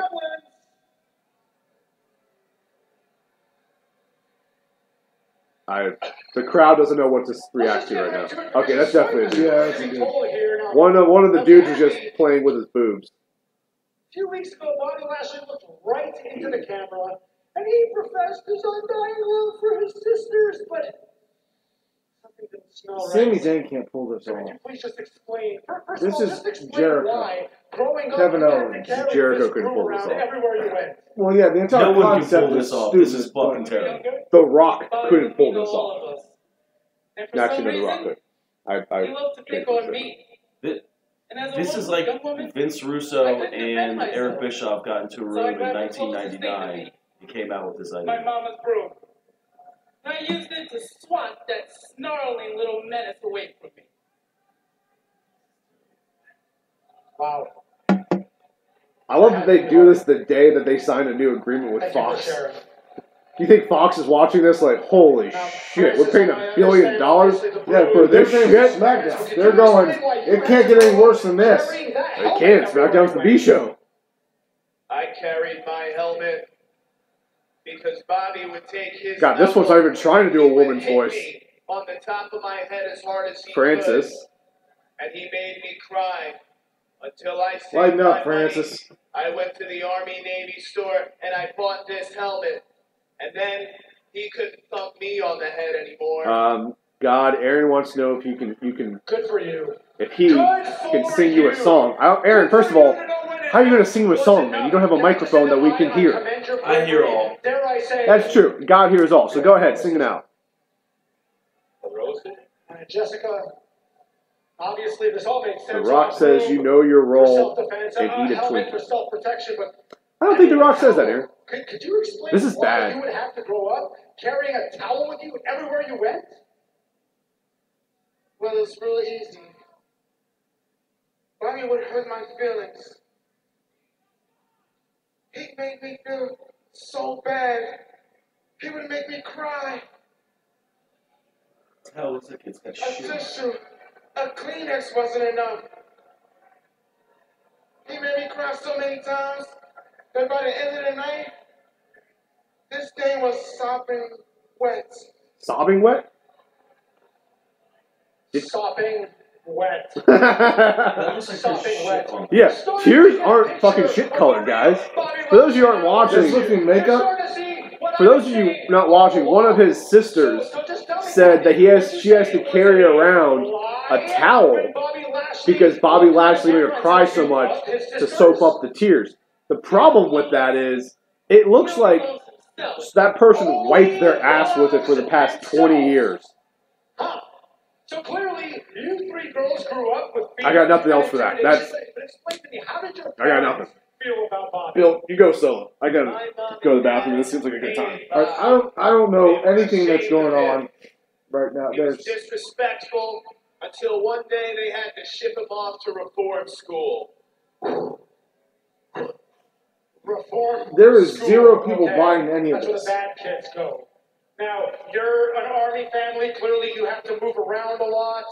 How did the general community react? What did they think about little Bobby? Just, Quite so frankly, stu- just Bobby come was out a already, brat. Bobby Lashley. He would steal candy. He was a thief. It got so bad that when Bobby would come around, they would call the cops on him. They would call the cops on him. Okay, they would call the cops on him.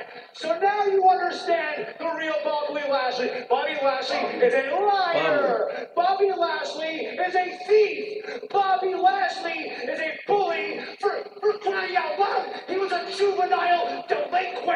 He is a menace to society, just like he is.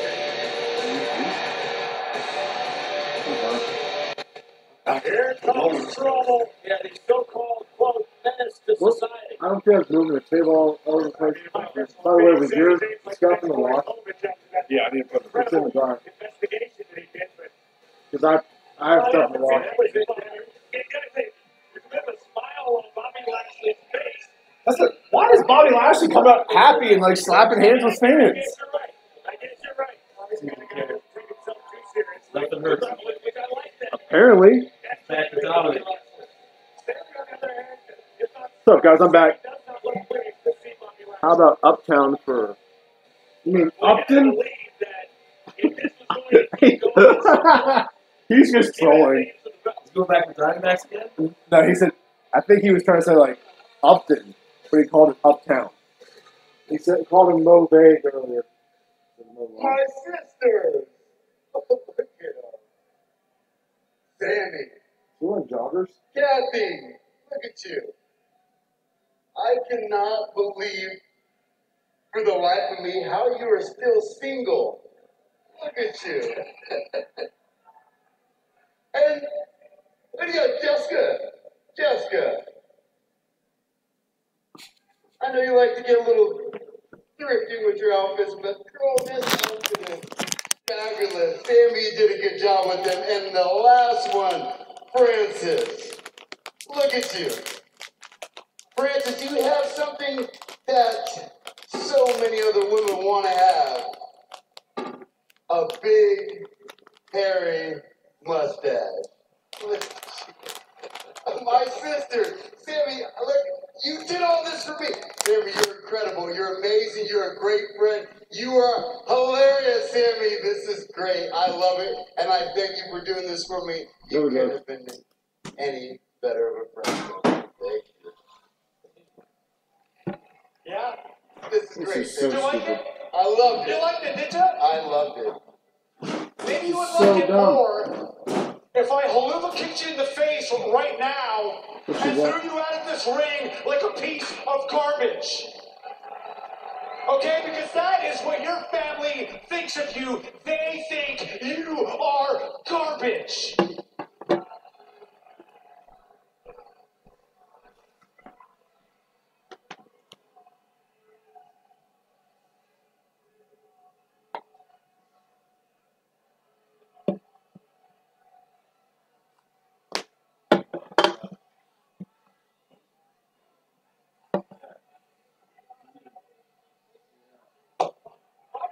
Now the fun games are over. Now look at this. All right, guys. Bobby's sisters are All right. beating the crap Can out we of stop you. with the sisters thing? The sisters are beating the crap out of Bobby Lashley right now with the assistance from Sami Zayn. And Lashley is defenseless, being held down by 3 men as Sami Zayn assaults him. And now Lashley powers out, and here comes Lashley. All right. Much better. And Lashley's heading up. All right, now Lashley's getting the upper hand here, fellas Francis and ladies. If any ladies are in the chat, I don't know what else to call it. Yeah. I doubt it. All right. Got the helmet. Not the helmet. Oh, no! Why would you punch the helmet? That's just silly. That's the worst thing about It's this. like NFL fights. That is not the worst thing about this. I know, I was being sarcastic. Oh, my God. All right, clearly this indie wrestler can cut it there. I don't think Bobby's done yet. Can you imagine if, like, WWE's like, hey, you know, they give you the call, like, hey, we want you to come up to your spot on Raw. Awesome, fantastic. And then you get there and this is what they pitch to you? Don't do that. Exactly which word it was that Sami Zayn said. All right, Aaron, sing your song, my man. I think it's what he called Bobby What song you Lashley. singing? Yeah, that's going to be my one word for the new hour, garbage. And Bobby Lashley is not done yet. They're going to swing out the Oh, garbage. God, no. All right, so he's got the broomstick between his sister. Oh, God, that looks painful. Between his sister's legs and just bringing her up and down. And again, it's not a she got. And he just saw his purple shorts. Well, they're down the ring. They're cheering All that right, so it's fucking over. All right, guys. I don't think Sami Zayn's Let's just recap for that. what's happened.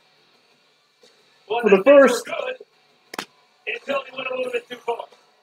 54 You can't minutes, call somebody I don't know, garbage hour. and think that This is going to sound a little weird. Best part of that was Lashley taking the shirt off. He's fucking yoked. Of course he is. Bob Lashley. But see, this is literally what I was talking about like 15 minutes ago. The WWE has a problem with they start something off really good, and then they just can't sustain it.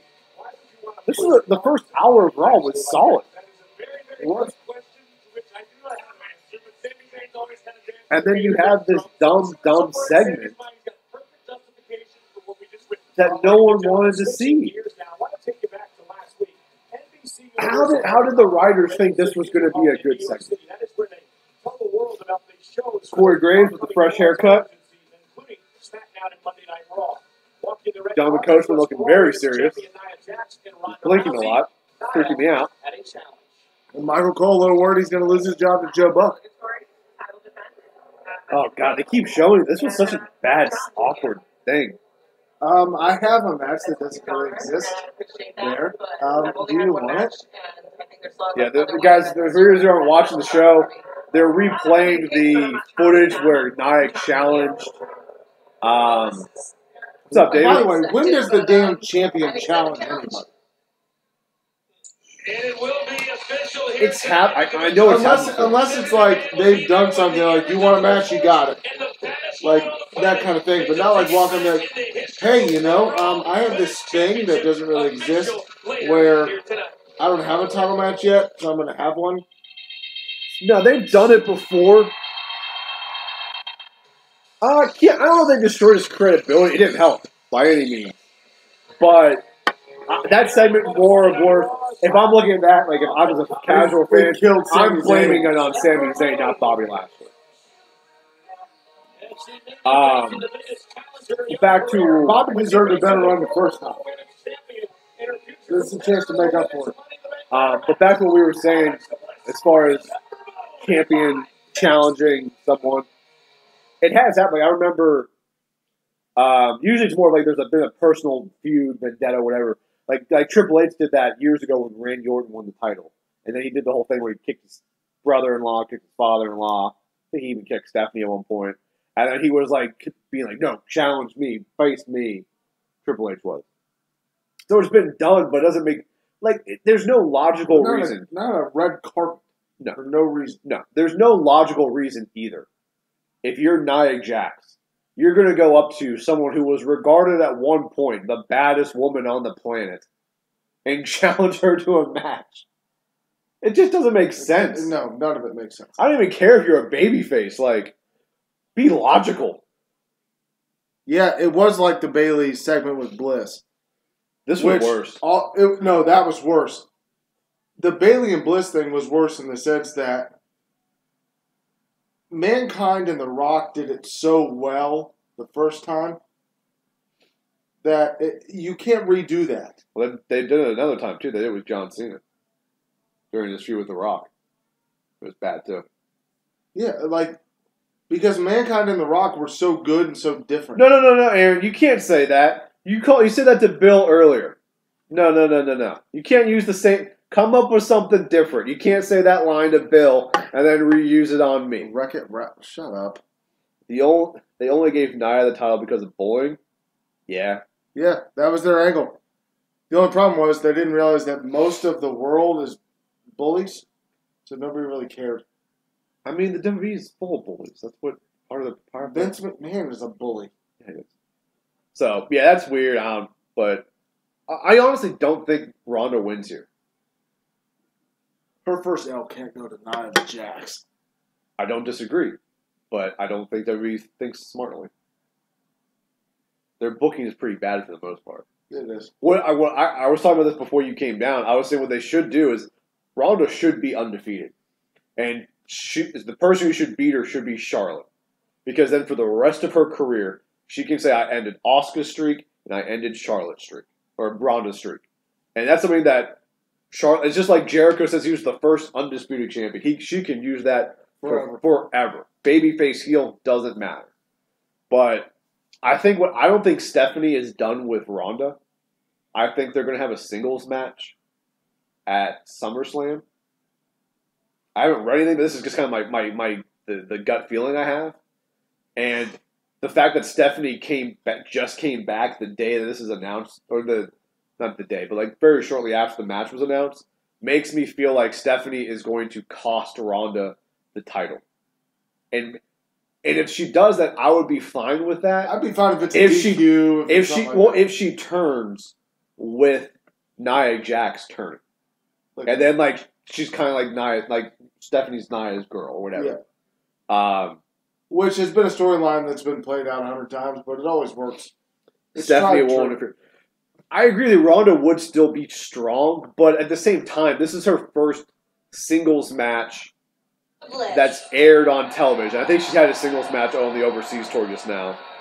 Alexa, up next you're going one-on-one against cool, Aaron. fellow Money in the You Bank can't keep throwing insults, man. Like now, they start losing at their wear and tear. Raw debut, she actually defeated you in but Raw's back from commercial break, guys. We got Renee Young interviewing Alexa Bliss right now, so let's hear what Alexa has to say. Here's some history for you. 410 AD Rome, the greatest city the world has ever seen, was sacked by barbarian Visigoths. Now, the Roman army was far superior than the Visigoths. And if it were a fair fight, the Romans would have won. But it wasn't a fair fight. The Visigoths had a weapon the Romans didn't. The element of surprise. Ember Moon's Raw debut was no different. I didn't even know who she was. So how was I supposed to prepare for her? But tonight will be a fair fight, and the Romans and Alexa will win.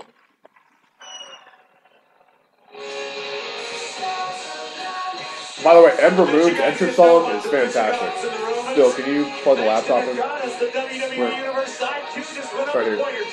You just plug it in there. After what Ember Moon thinks of that. I don't like how they just completely dropped the Alexa Bliss Nia Jax feud. Like I felt like that had more juice left in it. Not that I'm necessarily a fan of that feud, but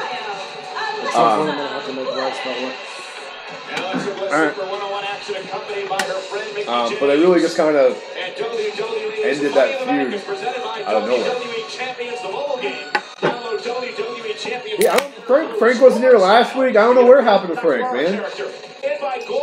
Alright, guys, so we're about to get Alexa Bliss versus Ember Moon in a singles match. Both of these women are in the Money in the Bank contract match. This should be a pretty good match on paper. Yeah, on paper. From SmackDown, Charlotte and Becky Lynch have already. We'll see. I mean, yeah, you just heard her use the word prepare. I think when you talk about the women's or men's for that matter, you can tell Alexa's shoulders so bothering her. She's got that kitchen it's tape about on. knowing it's significant. Yeah, but it should, I mean, if they're letting her wrestle, it shouldn't be anything too serious. To your point, Coach, that's exactly why Alexa Bliss is likely. And you never know. She could just be selling it. Bliss had ample time to prepare for her opponent as opposed to Bliss, I feel like Bliss doesn't usually wrestle in a t-shirt. Alexa Bliss, a four-time women's champion. Of course, Becky James, her friend out here in support. What's the point of getting them if you're not going to start?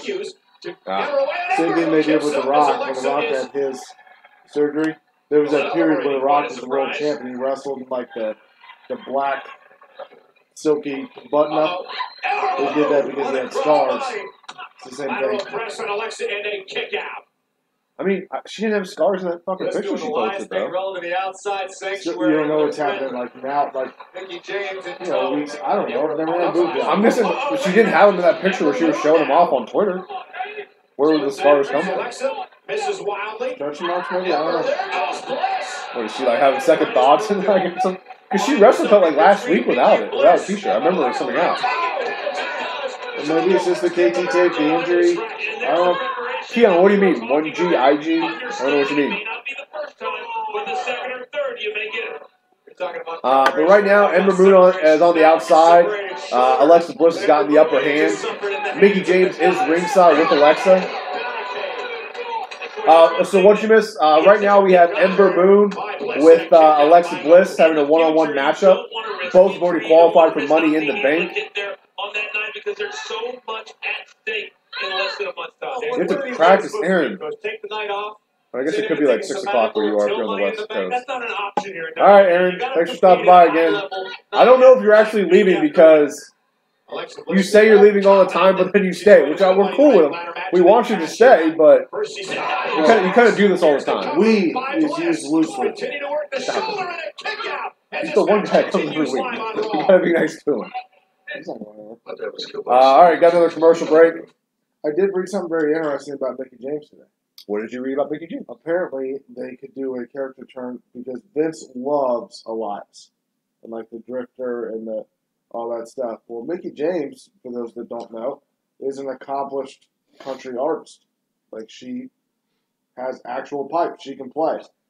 She's put out singles and albums. They were thinking about doing that same thing with her and having like her as like a kind of Drifter type deal rather than just killing time being Alexa Bliss's little sidekick. Which, to be honest, she's too good for. She is. Which is weird because like they split them up, they had a little feud, and then like out of nowhere they just put them back together. Like Mickey was a babyface. Yeah, it was like all of a sudden Mickey was like, she was like, I don't trust you. I'll be your tag team partner. I'll do all that, and then all of a sudden, yeah, okay, I trust you. I'll be your buddy. And by the way, if you guys aren't watching Raw, which we got a commercial break right now, but if you're not watching, Mickey James looks fantastic tonight. She's from Richmond, Virginia, by the way. We live in Virginia. That's why he's saying that. Yeah, I like that idea. I mean, I wouldn't use her as like the Drifter, like, you know, that gimmick like what Elias had originally. I would just pair them together. Yeah. Like Lana and Rusev back in the day. Yeah. You know, WWE doesn't do that anymore. And I feel like with this women's revolution, they feel like if they make a woman the manager, it's like downplaying them. It is, yeah. They feel like it's, I don't know, like it's not as important. But not everyone, like, it gets them on TV more, right? Like you look at someone say like before she got released, like an Emma, right? Yeah. Emma, I thought is a great talent. I like her in the ring. She pretty much helped start the women's revolution with Paige. And she just never really got her footing in the WWE. She got injured. They tried the Emelina thing, which they're doing that gimmick, where that gimmick was supposed to be with Mandy Rose now, for those who don't know. But I've always liked I always liked when females and males were like together. Right? Like one of the things that really bummed me out, they did that whole mixed match challenge, which was okay. Like I didn't really like the matches were okay. There wasn't anything like fantastic came out of it. But the pairings were really cool. Like Alexa and Braun was a really cool pairing. And they did a lot of cool stuff. With even Mandy Rose and Goldust was a really cool pairing. And it made sense. Like Rose Gold, that was her thing. That was cool. That was cool. Asuka and The Miz didn't make a lot of sense to me. Well, they got the cool thing is it says like, it's awesome. It's Asuka. So that worked. Every team they put together worked. Like the only one that didn't was whoever Bayley was tagged. Oh, she was tagged with Elias. That really didn't work. Yeah, Bayley doesn't work with anybody though. Well, they should have just put her with Finn. They had that history together from NXT, and that made no sense to me. It would have been perfect. Fans would have been happy to see that. So, Corey, how much do you think all right, we're back from the commercial break. Sasha. To prepare for each other, even though or at least put him with that are going to be in the match and Money in the Bank. Yeah, put him with Becky.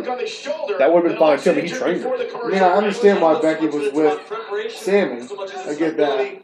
Gingers together. Give yourself a slight upper hand. To your point, she's not a ginger. That's the thing. She just has fake orange hair. Possible. Come Money in the Bank. This is a chance for to prevent that. All right, so right now, match is back on. Alexa Bliss has Ember Moon and arm lock. Pretty much since the commercial break, Alexa has been dominating this matchup. This does seem like Ember Moon is going to win this match, though. And I mean, Alexa losing this match will do nothing to her, but it'll help Ember. And she is a fireball, there's no question about that. A highly intelligent fireball, as we just found out thanks to that history lesson. You're going to you got the Grizzlies game tomorrow? rookie. Is that what you're talking about, Aaron? What sport you're talking about? That Notice it says sometimes Brian did is not so build good because she doesn't know what she doesn't know. And look at the Ember Yeah, realizing really she needs sad. to keep her I know you shoulders are. off the mat here. Just that as she bridges, but Alexa continues the pressure on the Alright, Alexa shoulder. really locking in this arm bar, not arm bar, but this arm We had a lock. conversation earlier today about Sun Tzu, about Howard Zinn. Alexa Bliss knows her stuff. It's amazing the conversation. Not much to commentate on here, they're just kind of sitting. So Ember's clearly going to make a comeback here. Rolls through, pin attempt, oh nice. I'll commentate. Alexa Bliss is really hot. But again, right back on the attack. Oh, and Ember Astute analysis there, Bill. That's a hot take. Everything she had left in her body behind that right hand. Ember Moon. Alright, Ember Moon with the sidewalk slam. Never give up. Kicks to Alexa here. Daniel Bryan-esque, you could say. Never had that moniker before she got here, but nonetheless, high speed, high impact. Whew, running those ropes real slow there, Ember. work on your speed, girl. Ember Moon has legs Her of physicality, fucking I tree think, trunks. Oh, yeah. Oh, the apron, though. Dragging the apron into the ring, and it forces Alexa to deliver a couple of kicks. Oh, look at Mickey. well, the referee needs to get that. Hey!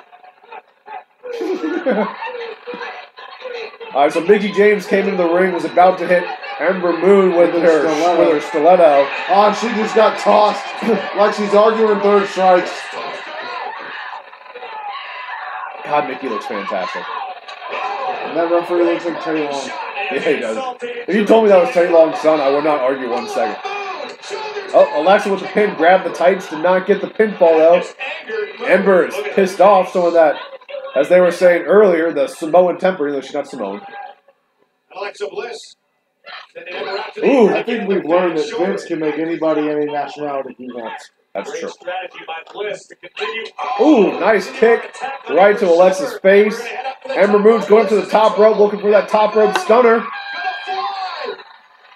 She hits it. That's all she wrote.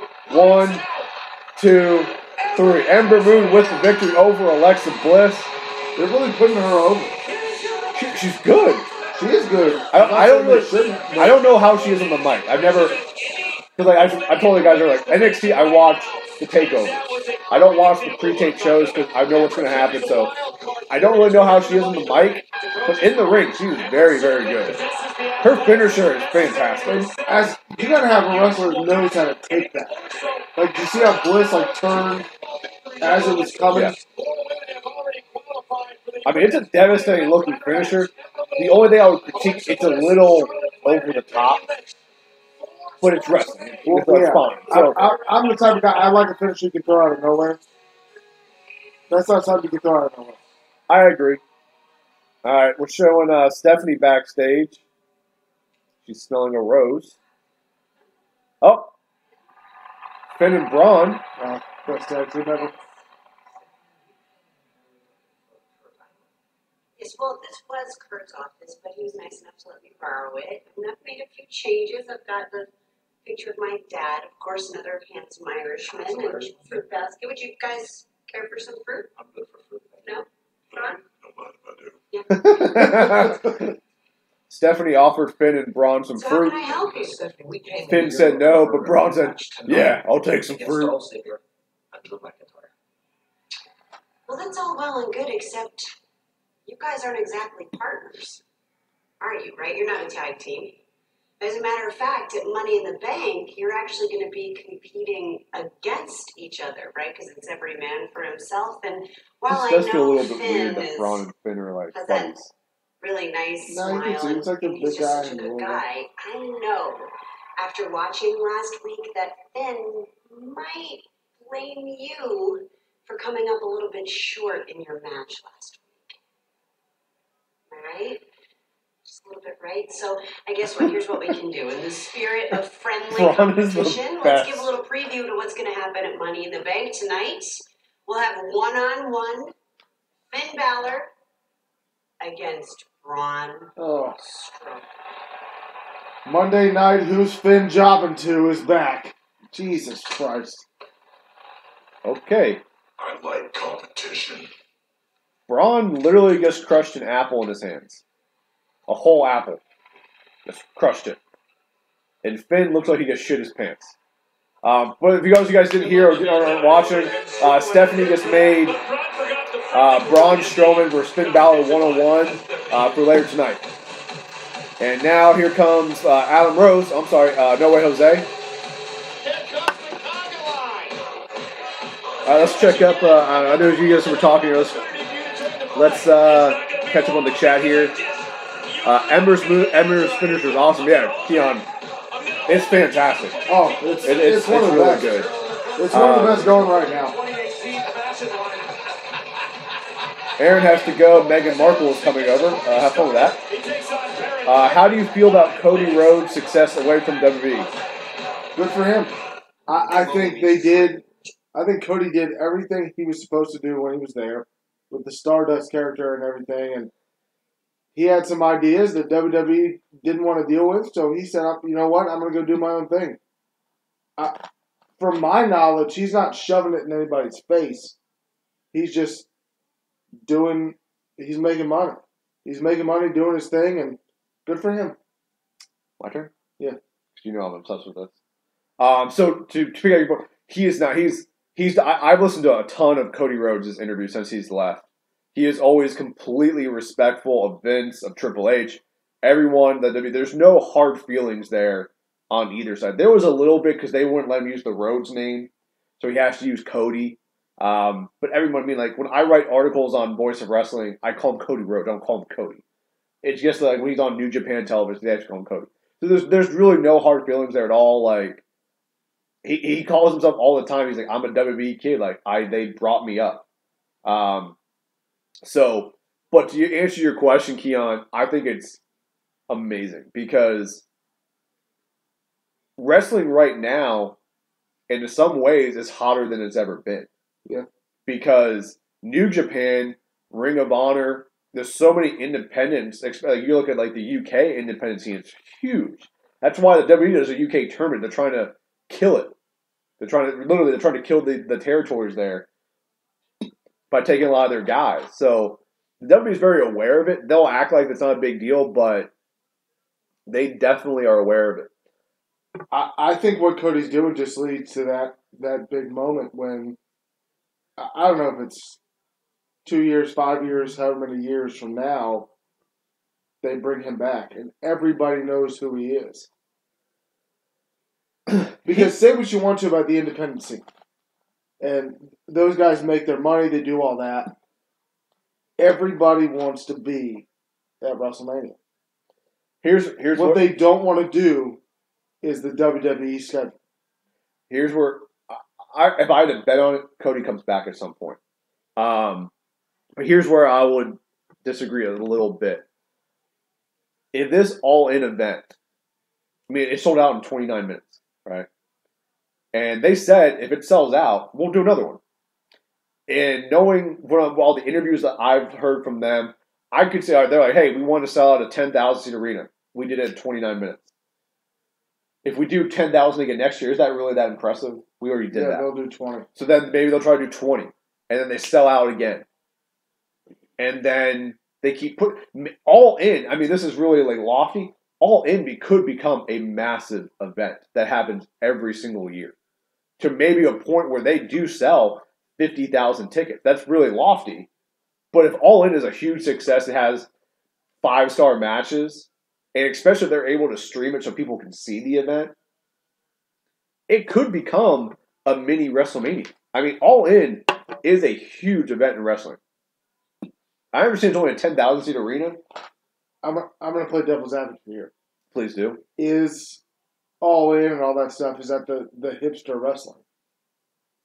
I like this because it's not mainstream.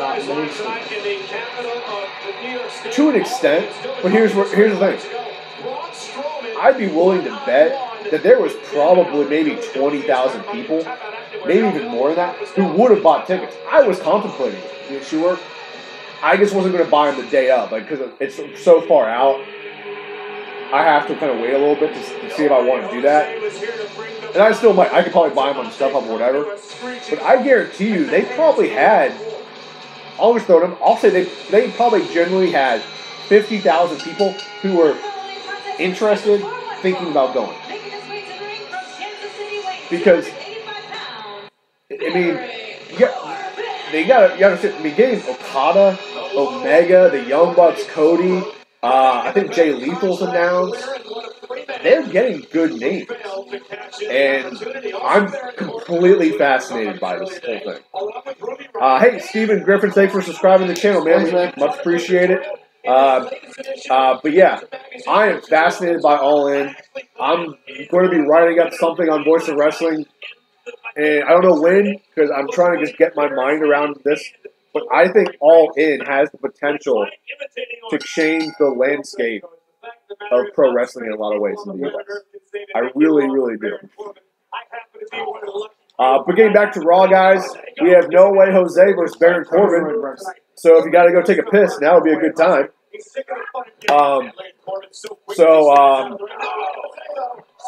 match is going on. I'm not really interested in this match, so I'm really obsessed with All In. So we're going to keep talking All In, as long as it's cool with you guys. And if you don't want to talk about All In, let me know in the chat, and we'll just go back to Raw. But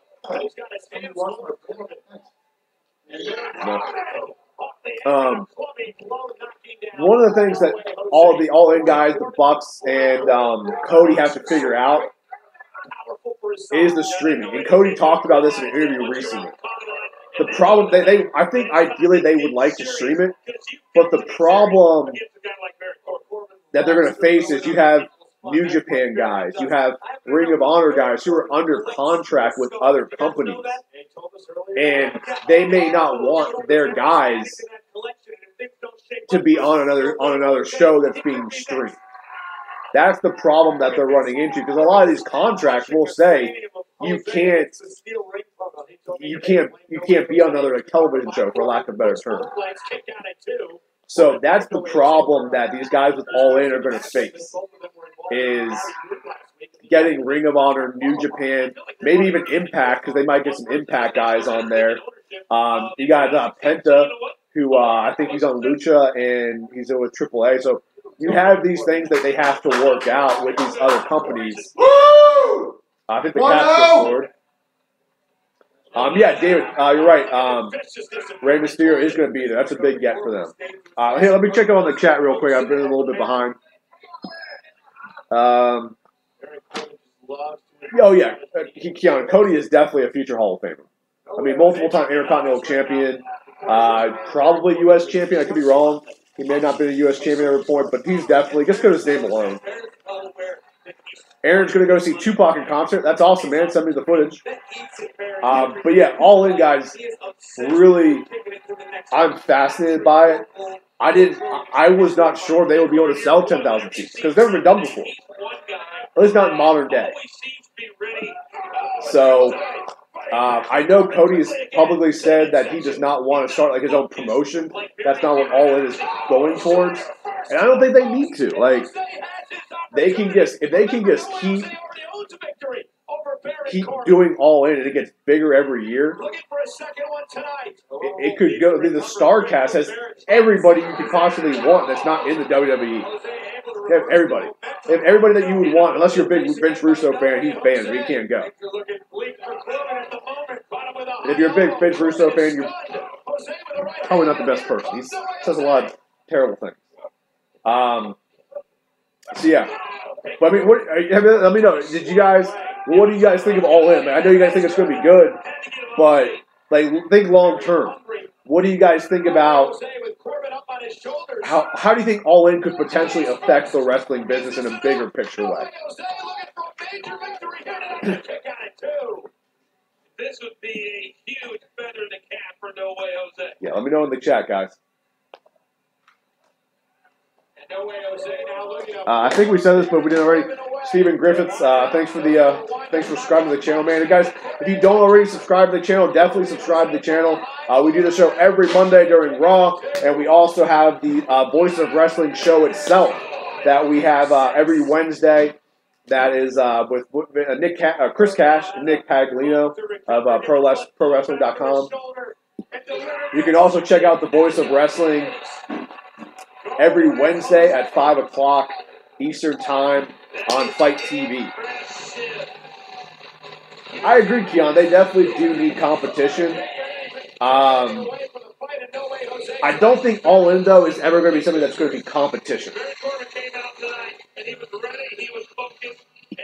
And here's why. It's not a promotion. It's a show that they'll do once a year. So I don't know that it'll ever technically be competition. And I think they don't care. I read a report that they really don't care about All In right now. Yeah, cool, you sold 10,000 seats. Looking for you in your office, But that's it to them, you know what I mean? I let Stephanie out of my office tonight. Plus, I like it out here. It's quiet. Hold on, we got a backstage segment with Kurt Angle and Chad Gable. Check this out. You know what? I'm glad you found me.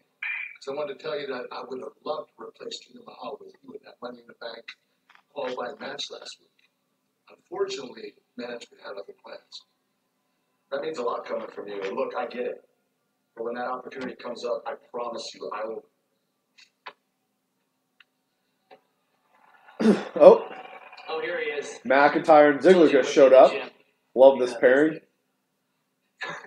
Kurt, I love what you've done with the place. The sewage pipe?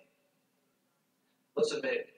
Last week, we beat Finn Balor and Braun Strowman, two of the top superstars you've got around here. And quite frankly, we'd love to do it again, but from what we hear, that decision's just above your pay grade. They're really playing up that Kurt Angle has no authority now. You think you're pretty special, huh?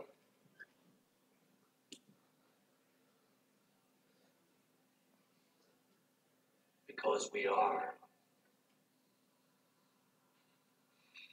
Wait. What's your claim to fame again, kid? You're a great amateur wrestler, right? I mean, who is it? Kurt? Right? I love this pairing of See, Ziggler and there's a difference McIntyre. between you and I, though. I don't just sit around waiting for a handout. Who's sitting around waiting? Well, let's do this right now. Okay, enough. Let's go. Listen, we will settle it in the ring tonight. Go.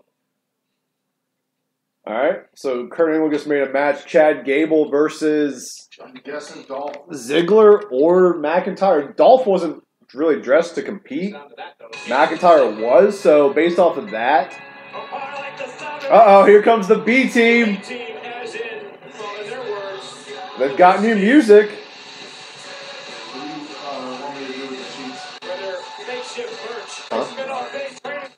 It's on my bed. The B team rocking their white tees with the B colored in with the Sharpie. I like this gimmick. I think this gimmick could get over.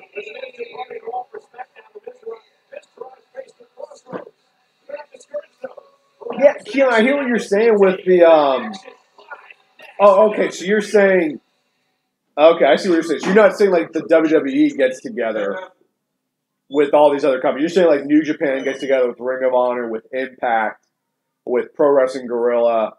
They all get together and they form their own promotion, right? That'd be difficult logistically because you gotta understand from New Japan's perspective, they don't need to do that because New Japan is huge in Japan, right? Like, it probably is bigger than WWE. I don't know in terms of viewership and all that, but if I had to guess on it, it probably is. So New Japan is probably like, we don't need to do that. We're making great money. They're probably they are the best promotion in wrestling right now. Is New Japan. And I mean, if New Japan wouldn't do it, because they don't need to, so then that leaves Ring of Honor and TNA. I would say Pro Wrestling Guerrilla, but they're a promotion, but they're bringing guys in from these places anyways. You got Lucha. The problem with it is you can get these big promotions together, but the problem then is getting the TV deal. And just getting a TV deal doesn't mean that. Like TNA as a TV deal, it's on Pop TV. I don't know. I legitimately, and I just moved here a couple weeks ago, but I legitimately don't know what channel Pop TV is. So the key is getting a big network, like a USA, maybe a TBS or a TNT. even what was Spike TV now is Paramount TV, but I don't think they want to get back into the wrestling after the TNA debacle. And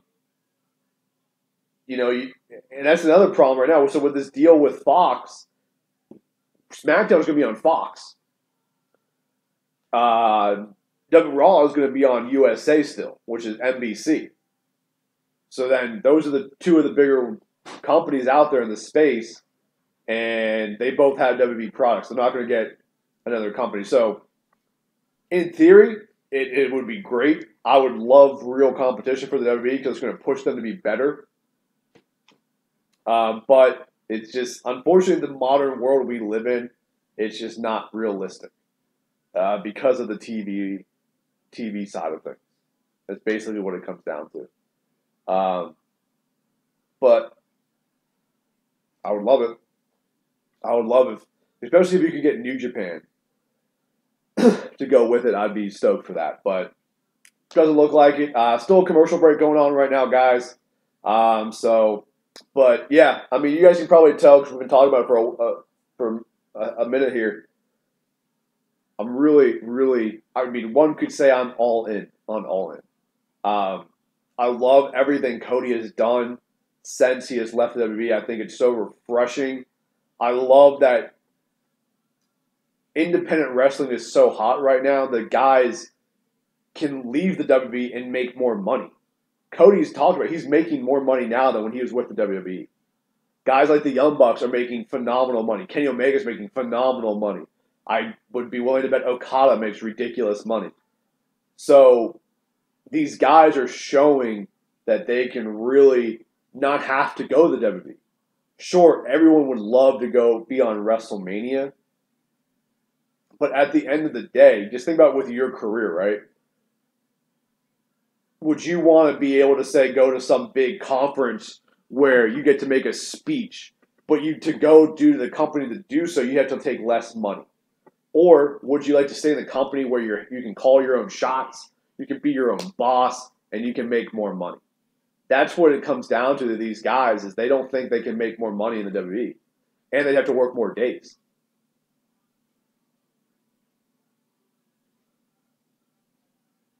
Oh man, I appreciate that, Keon. I try to mix it up with for lack of a better term, announcing Raw, commentating on Raw, and also just mixing up with general wrestling talk. That's what we try to do here. Even if you're watching the show, it's just to talk wrestling. You mean have a general discussion about Raw and everything. So coming back from commercial break now, we're getting the B Team versus the Fashion Police. A.K.A. Breezango. Breezango's making their way out to the ring right now.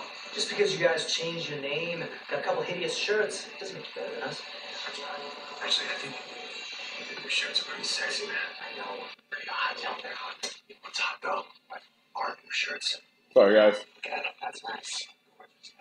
Tonight, we're approved. There's only room. By the way, Breezango really should be taken more seriously as a tag team. They're really good. They're entertaining as hell backstage. They're funny.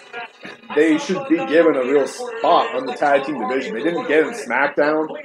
The Raw tag team division is very depleted right now. That's why you're getting a team like the B Team, because it's Wyatt and Hardy, McIntyre, Ziggler, Breezango, now the B Team. You have the Office of Pain, but they've been MIA for weeks. I don't know what's going on with them. I guess maybe they're just finishing up their NXT days. But yeah, so the Raw Tag Team division is incredibly weak right now. I mean, they have really like 5 teams. Let me know if I'm missing. Oh, they have the Revival, but the Revival doesn't do anything. I think they even have the Ascension on Raw now. Unfortunately, they're not doing anything. But I mean, they're top. If they have 5, say top teams: Hardy and Wyatt, which just became a team; the B Team, which just became a team; and McIntyre and Ziggler, which just became a team. So that's how bad the Raw Tag Team division is. They're just throwing guys together randomly right now. If you took the T out of that shirt, Kevin, and put an O, you'd be God. 1-0. We got a pin attempt here. Fandango was pinning Dallas. Those two are both in the ring right now. Sunset flip. Oh, Breezango's doing his little rusty dancing thingy. Up tag team here. Backbreaker into a neck breaker from Axel and Dallas. 1, 2, 3. There it is. The B team wins again. They're 2-0. 2-0 as the B team, aka the best team. They are celebrating like they've never won a match before, which I love that. I think it's funny.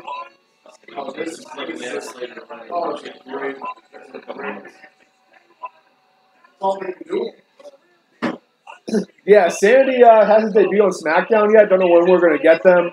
I'm assuming it's something similar like the Authors of Pain, where they just have NXT days they got to finish up. But the SmackDown tag team division looks fantastic. You got the Usos, New Day, the Bar, the Bludgeon Brothers. You got Sandy any day now. So that tag team division looks very, very strong. I wrote an article months ago on voiceofwrestling.net that the WWE should have, since they're doing co-branded, one show should be the home of the tag team division, and one team should be home of the women's division. Separate the divisions, because that way both divisions get stronger that way. When you separate them, they become weaker. So put them on one, have one be exclusive to a brand. It gives you a little bit of brand identity too. Raw and SmackDown really don't have any brand identity. It's just one's red, one's blue. So do something to give them some credibility. All right, now Axel and Dallas were hugging each other on a computer chair, and they rolled down the ramp and fell. They're celebrating like they just won the World Series. So they got that going. All right, so that's going to go to commercial break, but they're announcing up next is the Nia Jax, Ronda Rousey contract signing, and Stephanie will be overseeing it, I suppose. So that's coming up next, but we're at a commercial break right now. Let me know, you guys in the chat, let's get you guys involved here. Who do you guys think should win Money in the Bank on the Raw and the women's and the women's side? Who would you guys pick to win Money in the Bank?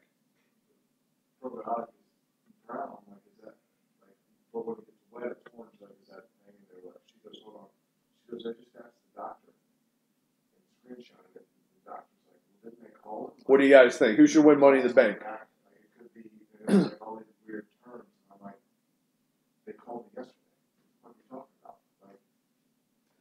Well, Keon, it's one of those things. I don't know if it's Road Dogg. You have to understand, they have writers short, but Vince is ultimately the one who is making the final say and giving them the direction of push this guy with this guy, have this feud. That's coming from Vince, and then they have to write it. So I don't necessarily disagree with you because SmackDown's a little bit too all over the place. But SmackDown has a really, really good roster, man. They have AJ Nakamura. They have Daniel Bryan. You got Samoa Joe. I guess mention all the tag teams. That's really strong. You got The Miz now. Like, it's a really, really strong show. Jeff Hardy, Randy Orton. It is a great roster over there. I really, really wish they could do something. Ronda's not in the Money in the Bank match, Keon. She's in the women's championship match. So yeah, I wish SmackDown was better because the roster is fantastic. It is a really, really good roster, and they could do a lot more with that show than what they've been doing and what they do. So definitely think that they could do more with Smack. So don't disagree with you on the writing side of things, but still give them a little bit of time. Still in commercial break right now. Like I mentioned, the what was the side? Oh, the contract signing is coming up here. Guys, for those of you who don't already, make sure you click that subscribe button. We do this every week. We have a lot of cool content. We're going to be doing even more content moving forward, The Voice of Wrestling. If you don't already, like us on Facebook. Just search Voice of Wrestling, and we will be, you can like us on there, see all our content. We do on voiceofwrestling.net. We do editorials. We do news. We post the Voice of Wrestling show on voiceofwrestling.net. You can also check out the Voice of Wrestling show with Chris Cash and Nick Paglino every Wednesday at 5 p.m. on Fight TV, as well as right here on our YouTube channel. You can also view it on the voiceofwrestling.net. So we got a lot of ways you can view the show. A lot of cool stuff. Just last week, they had an interview with Johnny Fairplay. We've had interviews with SoCal Val recently, Robbie E. A lot of cool people on there. I don't know who we have this week, if anybody, but if you love wrestling, definitely check out the Voice of Wrestling show. You can even subscribe to the podcast, Voice of Wrestling. They put the shows on there every week, so definitely make sure you guys are doing that, following us. We got a lot of cool big things planned this year. Voice of Wrestling is back with a vengeance, and we're going to try and take over the internet wrestling scene here. Hey, welcome back, David. Guys, we announced this earlier in the show, and some of you guys may have not been tuning in, so I'll go ahead and go back. So, Bill and I, we're always talking about the show and how we can make it better. This is only our third week, so we're still kind of figuring things out. But we want to try and make this more interactive with you guys. So, one thing we're going to start doing next Monday is we are going to be doing a little bit of trivia throughout the show. And we're going to have 3 questions during the show. We're going to have one at 9 o'clock, 10 o'clock, and 11. The kind of trivia, it's all going to be wrestling trivia, of course, but we're not going to be asking, like, where did CM Punk cut the pipe bomb promo, stuff like that. What we're going to do is more kind of whoever is closest kind of thing. And we're going to give you 10 seconds to answer the question, so you can't go into, like, Google it or anything like that. You have to type your answer into the chat. Okay, so if you're the winner of either the 9 o'clock, 10 o'clock, or 10:30 question, then you're going to be in the triple threat match that we're going to do after Raw. And if you answer the last question right, then you are going to become the VOW, the Voice of Wrestling champion for the week. We're going to have a graphic up in the bottom right-hand corner that has the VOW belt, and we're going to have your name there. And you will be the VOW champion for the week. You can defend your championship the next week by, maintaining in the, answering the question, getting back to the triple threat. So that's how we're going to be doing it. That's what we're going to do next week. And we're going to try a lot of different stuff like this to kind of help make this as interesting for you guys as possible. The show is not about, me or Bill. It's about you guys and trying to make it entertaining for you. So we're definitely going to be doing that next week. And we'll do it every week forward. So we look forward to that. And so next week, make sure you come back because we're going to crown the first Voice of Wrestling champion. And it could be you. So getting back to Raw here, guys. The contract signing's underway. Stephanie McMahon is in the ring with Nia Jax. So let's check it out here. Were deeply personal and sometimes heart-wrenching. She was your best friend. But you have boldly chosen your next opponent. Ladies and gentlemen, the baddest woman on the planet. Who's Celeste Bonnet? Who's that, Keon? I don't know who that is. Is that an NXT girl? All right, here comes Rowdy Ronda Rousey.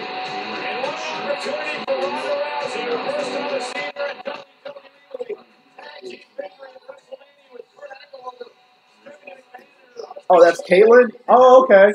Yeah, I like Caitlyn. I know she's wrestling a little bit again. I don't think they have really any interest in bringing her back, though. She wasn't exactly like a top star for them. And the women's division is pretty strong. But if Caitlyn come back, I wouldn't be mad at all. I always like Caitlyn. So I'll be happy to see her back. Would love to see AJ come back. Welcome back, Aaron. Speaking of people coming back, Aaron is back, so welcome back. What's up, Jack Games? How you doing, man? Welcome to the stream. If you don't already, please subscribe to the Voice of Wrestling. Welcome to the live discussion. Round is in the ring, so we're gonna stop talking so we can all hear this and interact. Yes, no, it's doing really well. I appreciate your concern. Thank you. You can have a seat. Actually, my first question is to you. you, I'm doing great, Ronda. man. Thanks for asking. Just How enjoying does Raw. it feel Got the women's to contract signing going on. Are you watching? the entire Raw women's division, women who you have said are actually far more deserving of this championship opportunity than yourself? What's wrong with the mic? Steph, Guys, how's the audio? Let me know if the audio's not right. But I know that a lot of women deserve this title shot more than me. But Nia didn't challenge them. She challenged me. No, you're right. You're right. Nia challenged you. And why did Nia Jax challenge you? And I think that's because Nia is trying to make a name for herself. Yeah, dude. Jag Games. That Zayn segment was terrible. I had forgotten about it. So thank you for reminding me of that god-awful segment. In a singles match. Oh, you're good, man. No problem. In WWE, not once. And you, my friend, are ripe for the picking. Nia also knows that you come from a world of bantamweights and flyweights. And there is no weight division here. Did Nia change her hair color, or has it always been that it's bigger, orangey? She's stronger, she's more powerful. It's very orangey. Than you, Ronda. Glad and Megan was good, Aaron. Also knows that Ronda, you don't like to lose very much. Why? Because Stephanie So said if Nia beats you at Money in the Bank, she knows you'll tuck tail and leave WWE forever, making Nia Jax the baddest woman on the planet. All right, Stephanie really being a heel here, trying to piss off Ronda Rousey, because that's worked out well for her in the past. Ronda knows that it took you, 15, 20 minutes to defeat Alexa Bliss? Diminutive little Alexa Bliss, who's maybe a third of your size? So right now, pretty much Stephanie's promo is to shit on Ronda Rousey and Nia Jax and make them look bad. Why did it take you so long to get to this point in your career in the first place? Just want to point out that that's pretty much she's burying both of these women. So not really sure what that's about. That's cool, Aaron. I'm a big Aerosmith fan. Hope you enjoy their concert. If you're actually going. I never know when you're being serious. I'll be honest. And if you are lazy, well, how long will it take Ronda Rousey to get you in that armbar to begin with? How long? It's going to turn into a triple threat. I mean, that is if. I mean, Stephanie makes the matches. She can make a triple threat if she wants. Put that armbar on you, Nia. So I guess this is going to be an interesting contract signing in that it looks like the officiator of the contract signing is the one going through the table and not one of the competitors. Can you do it now? Oh God, Nia has a microphone. The truth is, she can't get the armbar on me. It's supposed to be a face dipshit. I'm so sick and tired of hearing that lazy crap. I've been hearing that all my life. Do you want the truth, Rhonda? Please turn heel. The truth is, I will make a name for myself. Because I'm going to beat you at Money in the Bank. That's all you're going to say? Thank God that's all she's going to say. Nia's terrible on the mic. That's not even... Brian, tell them how earlier you said that she shouldn't be able to leave the house. I didn't say that. Don't put words in her mouth. That's the thing. Oh, what? She should be barefoot and pregnant in the kitchen? Oh, here we go. 1910s. You know? God's drunk, guys. Not drunk enough, I'll tell you that one. All right, so Ronda is moving the table very slowly. Alright, Hi, buddy. You came up? I'm really happy the truth came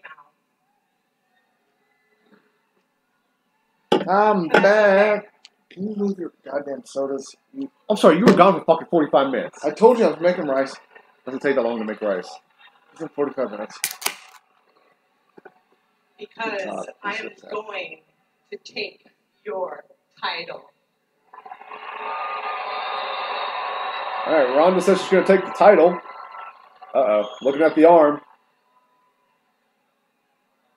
And your arm. You know what? That was pretty good, all things considered. Like with her other promos. Oh, I doubt that. She didn't misspeak it. All right, Somebody's. All right, we're getting a face-off here between Nia and Rousey. Rousey's got her "I'm Ronda Rousey, I'm pissed off" face. Nia has her I'm pissed off face. Boys, that is a face-off. You didn't want to say that. You didn't want to say that. I did want to say that's why I said it. God, Say it that way. I do not want to say that. That would be rude, and that's not the kind of person I am. You should hear things he says. I don't say anything. So it looks like God, I was going to go to bed early, and they got to put Finn Balor in the main event. I really thought I thought the contract sign would be the main event. Oh, he's going to get killed. Drew McIntyre is going to put him through the earth. But yeah, Braun versus Finn will be the main event. They announced that match earlier. We figured that would be the main event after the contract sign was now. But yeah, so that is the main event. Ooh, what is this table for 3? I guess it's table. Ooh, I actually might watch that. Edge, Christian, and Matt Hardy? Yeah, table for 3 after Raw is. Edge and Matt Hardy are sitting at the same table? They've kind of made up. Like, they've done their podcast. Well, now they kind of figured out that Lita was kind of slow. Yeah. And CM Punk figured that out too.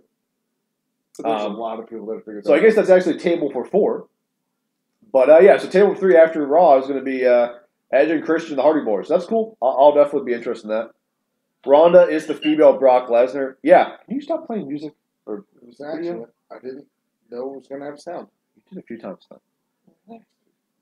Oh, Bill, I'm back as well. Aaron's back. He was gone for a little while. Ronda is the female Brock Lesnar. I completely agree with you, Keon. I completely disagree. I think that... Please elaborate. I think that Ronda is going to be more... She's not right now because they're playing it as if, oh, it's Ronda Rousey, prize fighter, doing all that. But I think Ronda legit wants to be a part of the business. Like I don't think that's what he means. I mean presentation-wise. Oh, you mean presentation like she's going to be the big fight, so come by this, all that? Yeah, not like she doesn't like wrestling, she doesn't want to be there, she shows up for 5 days a year. Now, that's my real problem with Brock, is I think he's there for the paycheck. And he could care less about the fans and the build-up and do any of that. He's just... I don't have a problem with that. I think the problem... I wouldn't turn down the money. I don't blame him. No. No, but I don't have a problem with someone just being there for the money. I really don't care about that. But Brock, when he initially came in, like he was having some really good matches. What do you mean initially? Like when he came back, like his first match with Cena at Extreme Rules was fucking. It was uncomfortable to watch because of how badly he was beating Cena. Now it was a terrible decision to let Cena win that match, but we won't debate that. He had his run with Triple H. 2 good matches. I think they had 3 matches total. 2 of them I thought were good. One I thought the WrestleMania match wasn't very good.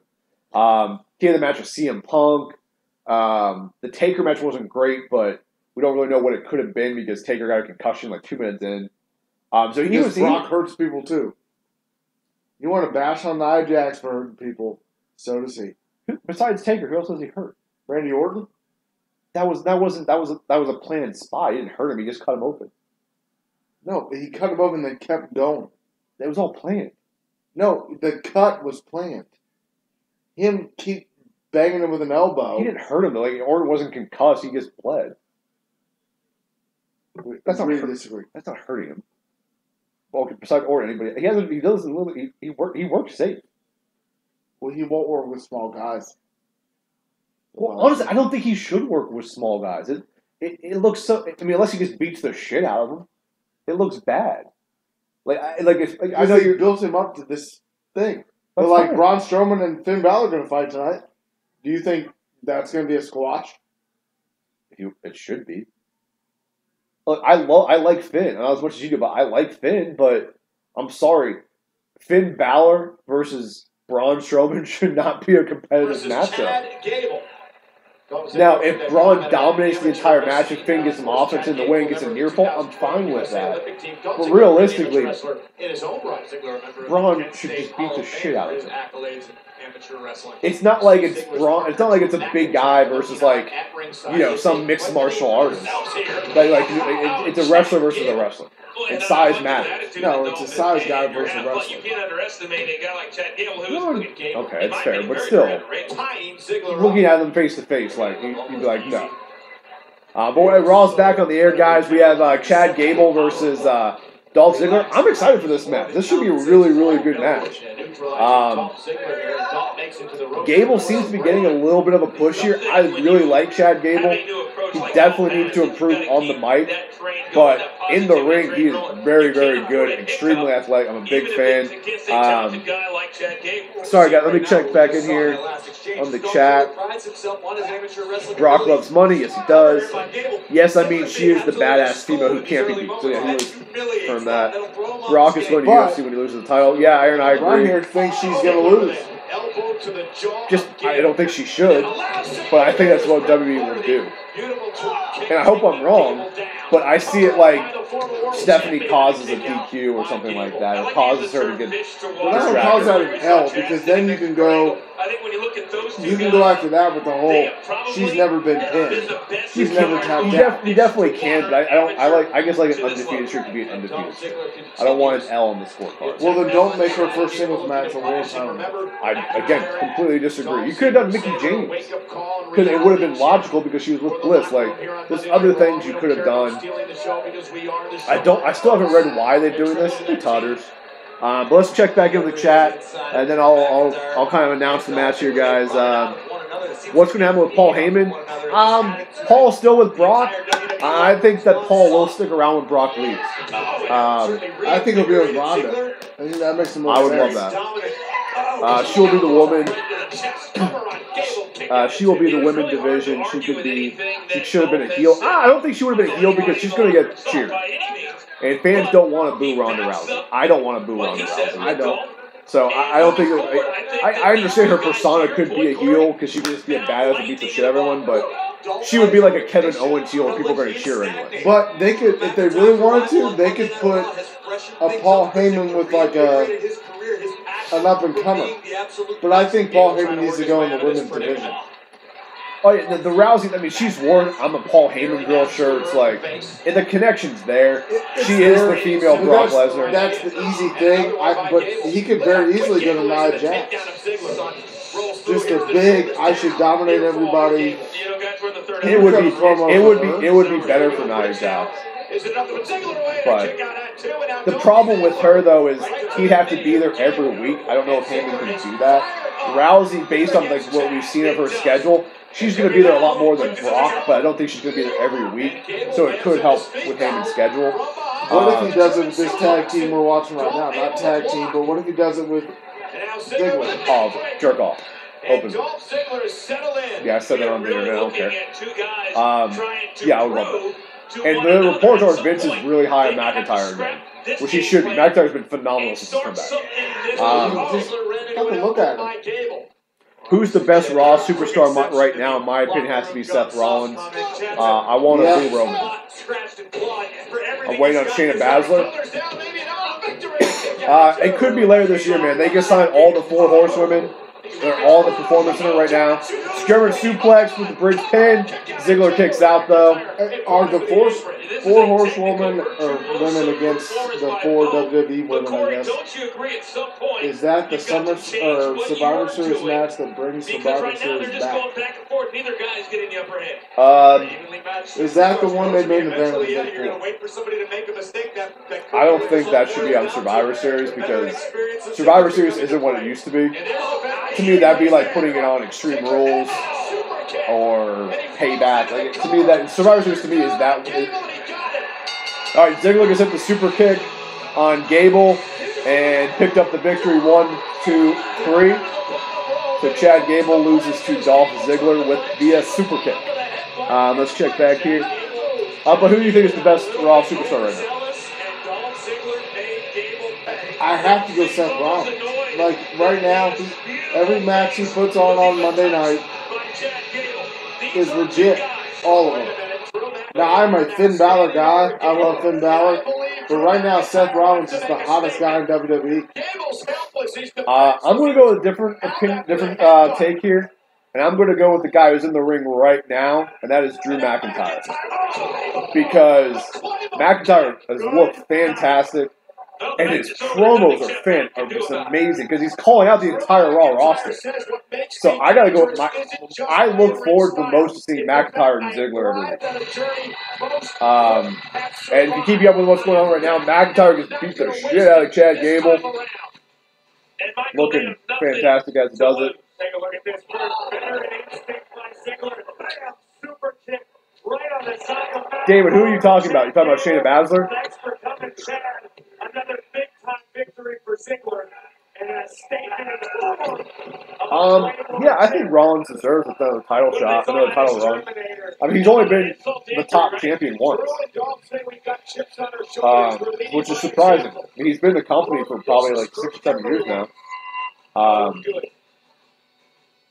Paige's SmackDown GM, for whatever reason, they did. I would pick Eugene instead of her. She is on the last of the list. Hey, Ryan, how's it going, man? Thanks for checking us out. What's up, Ryan?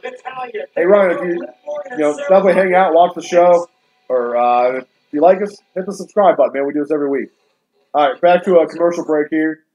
Aaron, why announced the Fatal 4-Way women's match for the who gets a spot in the match? Who was in it? I missed it. It was Natalia. Okay. The other 2 people from the Riot Squad, and I don't. Liv Morgan and Sarah Logan. Yeah, and then another blonde girl. Blonde girl. Blonde girl.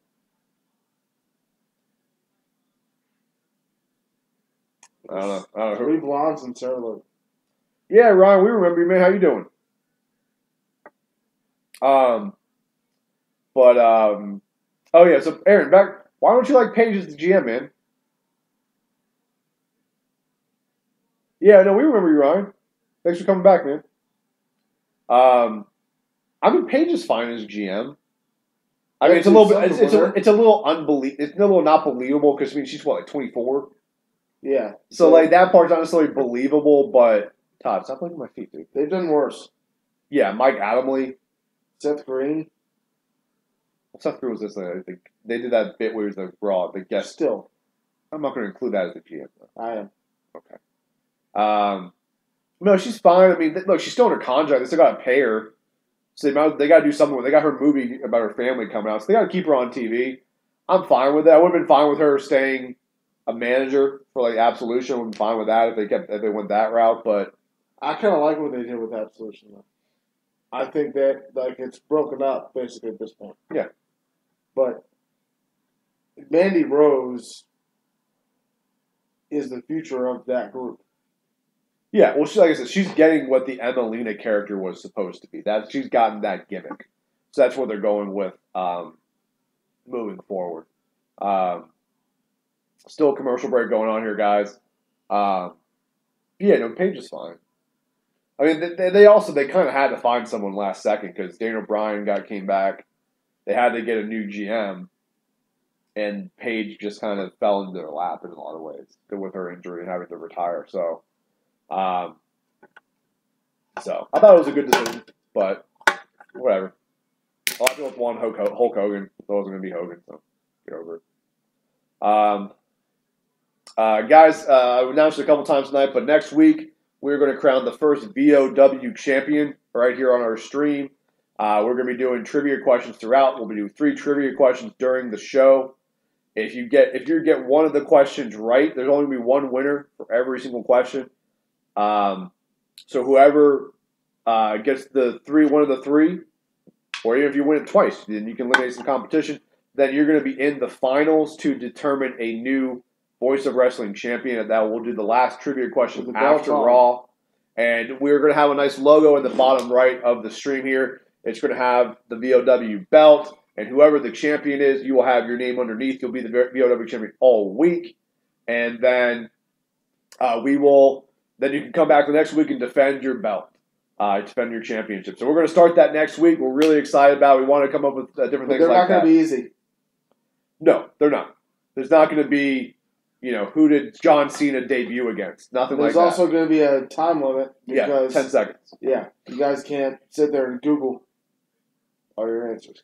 Yes, Keon, Mandy Rose is definitely hot. I can't disagree with or argue with you anyway there. It's one of my top 5 favorite Instagram follows is Mandy Rose. I know you like Liv Morgan on that. Oh, Liv Morgan. She's funny. Like, that's the thing. Like, she shows her traveling and all that stuff. Mm-hmm. She's funny. Hey, Sean Gordon, thanks for subscribing to the channel, man. Much appreciated. Thanks, Sean. Appreciate it. But yeah. All right, Raw's back on the air, guys. We got the Riot Squad coming to the ring. Oh, it's Dana Brooke is the other one. Okay. So this should be Liv Morgan, Sarah Logan, Natalya, and Dana Brooke in a fatal 4-way match. And the winner goes on to Money in the Bank. On paper, just to get clicks, you got to think Natalya's going to be in the Money in the Bank, right? What do you mean, just to get clicks? Like, just to get people know who Natalya is, Total Divas, all that stuff. Like, Money in the Bank to me is one of those pay-per-views that one, it does sell itself, but also they're not really selling pay-per-views anymore. They're selling the network. You know what I mean? At what point did they just let her come out with cats? Oh, dude, that's been like 2 years. She was doing it on SmackDown for a long time. No, I think it's going to be. Honestly, I'll call right now. I pick Liv Morgan to win this match. I think that's the thing. If you can get her and Mandy Rose in the, because SmackDown's not done yet. No, they got Charlotte and Becky in so far. On Raw, it's Ember Moon and Alexa Bliss. So they got 4 women in. It's going to be 8 total. So Raw's got 1 or 2 more. SmackDown's got 2 more. I'm guessing the other one that goes in from Raw will probably be Sasha Banks and Bayley. They'll keep dragging that terrible feud out, which they have not been on TV so this week. But you're going to have Liv Morgan in there from the Riot Squad. Remember the rules of this match. So I would do. First woman to gain pinfall submission. I wouldn't have Natalya in it. I don't think she really adds much, other than she's a veteran in a match that's only happened twice, and she's been in the match before. But, I mean, you have Charlotte in there, you have Becky, you've got Alexa, you've got, well, Ember Moon's a rookie, but, I mean, I don't think you need Natalya in that match. But in the... I think you can't not have someone from the Riot Squad in the match. But that's not the one that should be in it. Well, it should be Ruby. Ruby's not in this match. And Grant, maybe there's another match next week that Ruby's in and she wins, which I'd be fine with, but right now, Ruby does not in the qualifying match. My whole thing is, if you're going to have a faction and a match like the Money in the Bank, you have to have a leader in. You have to. You can, but I mean, I would be willing to bet they look at the like Vince and people backstage, they look at this group and they see Money in Liv Morgan more than anybody else. Anyways, right now,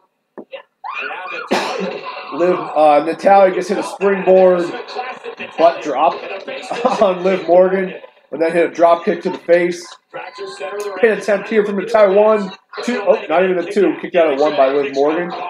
Ooh, Sarah Logan just came in and leveled Natalya. Pin broken up by Dana Brooke. Sarah Logan did a very good at the Mae Young Classic. I didn't watch, so I can't comment. Sarah Logan was legit. Like, she put on good matches. She did all that stuff. I think she's lost. Step up Insecurity by Liv Morgan on Dana Brooke. I think she's lost in the... You know, you got Ruby Riott, who was the Riot Squad head, and then Hot Blonde. What do you do? Sarah Logan has not really done much since coming up to the main roster. She's in the Riot Squad, but she's the 3rd member of the Riot Squad. Yeah. All right, right now we're getting a stare down between Liv Morgan and Sarah Logan of the Riot Squad. Oh, never mind. They laughed it off, and now they're going to attack Natalya. So a little bit of a tease there that they were going to turn on each other in the match, but not hasn't come to fruition yet. Right now they're double teaming Natalya. You don't get a lot of things for sure. There's Morgan getting some mic time without a mic there. I think they just don't want to hit the other person. The double team continues. Now Sarah Logan getting the punches and kicks in. Just not good for now. All right, cool. Big time forearm from Logan. No matter what happens, the Riot Squad. Riot Squad dominating the matchup so far. Let's go back to a statement that I made previously. Here's a question for you. To get her tongue blue, do you think she's eating a popsicle or a lollipop? Jolly Rancher. Or a Jolly Rancher? Blue raspberry Jolly Rancher. Oh, Dana Brooke grabs Liv Morgan by the feet. Oh, double clothesline on the outside between Liv Morgan and Dana Brooke. Dana Brooke was in a match. She matched like a week or two ago. Russian leg sweep by Natalia onto Sarah Logan. Setting up the sharpshooter. Ruby Riott comes up to the top of the rope. Natalia knocks her down. Double knees to the face from Sarah Logan onto... Oh, pin attempt by Sarah Logan on Natalia, broken up by Dana Brooke.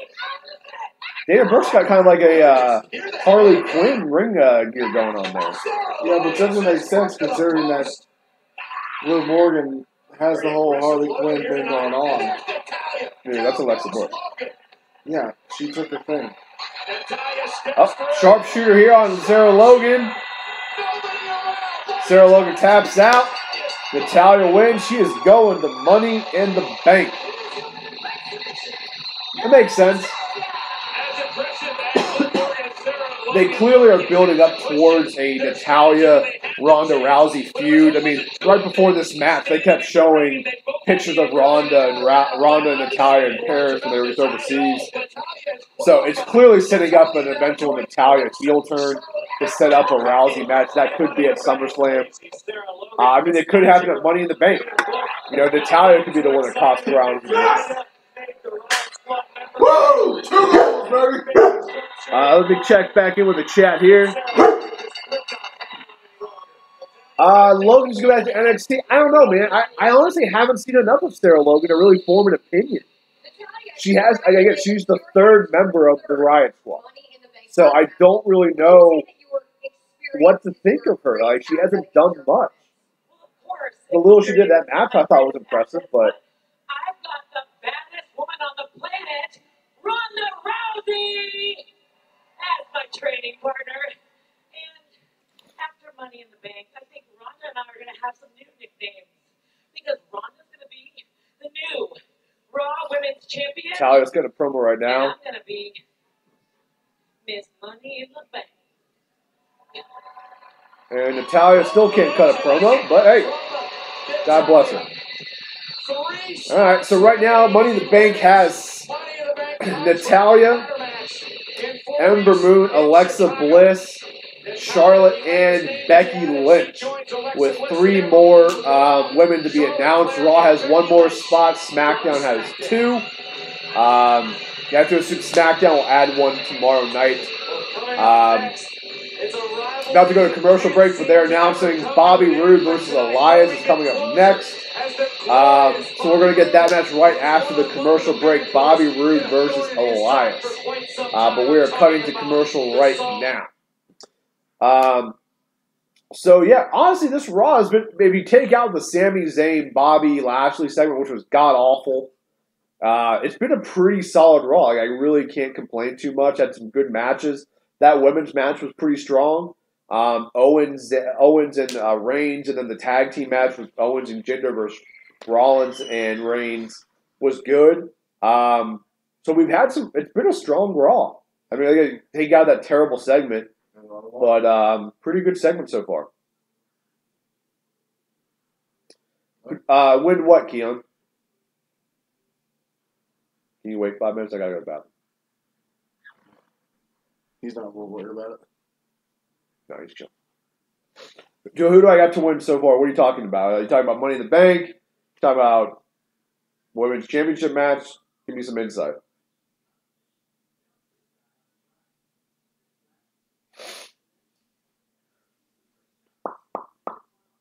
Women's Money in the Bank. Right now, I don't think you can make that call until the SmackDown people are in there, because... Well, we know Asuka's not going to be in it because she's facing Carmella at Money in the Bank. Yeah. So you have a Mandy Rose. Mandy Rose will probably be in it. I don't see her winning that yet, though. Charlotte doesn't make any sense.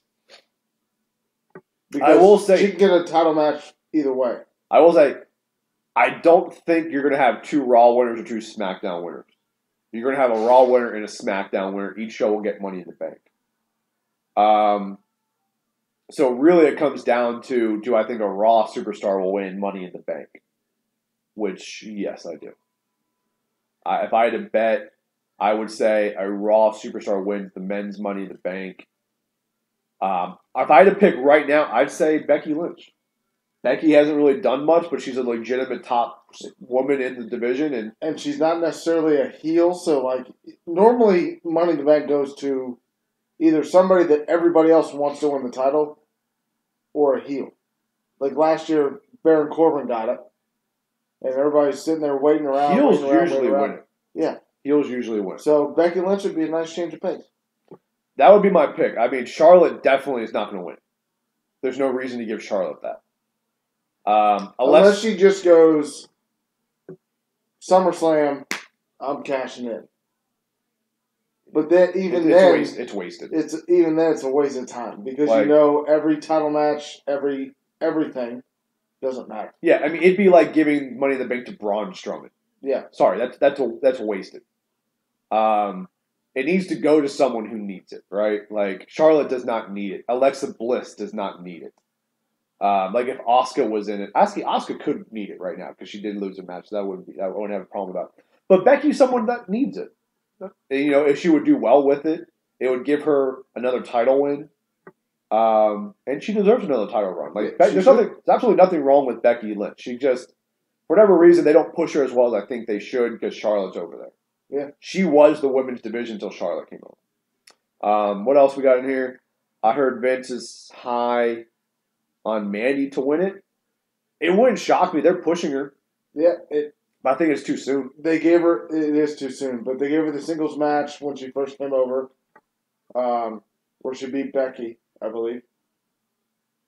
She did, but then she lost last week. I think she was in a qualifying match with Becky. I think it was a triple threat. I think she lost. I think they view her as potential more than right now. So if they put on it right now, it doesn't make any sense. Yeah. And for those of you guys who are just joining us, we're also on a commercial break right now. So yeah, we're just talking. Ooh, Alicia Fox getting in a commercial for Tap Out. I haven't seen her in a while. Yeah, so that would mean, by my logic, if I have Becky winning SmackDown, a Raw male will win that Money in the Bank. So who's in Money in the Bank right now? Finn, Braun. Someone else is on the Raw side, aren't they? All right, guys, we're coming back from commercial. Elias is in the ring. Please silence your cell phones. Hold your applause. Hello, I am Elias. And shut the hell up. Now, from the moment I have arrived, Sleeper cell? She's not a terrorist, man. Stock has risen 150%.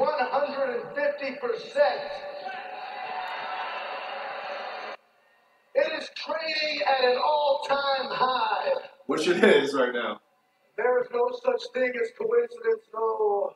It all comes down to one fact.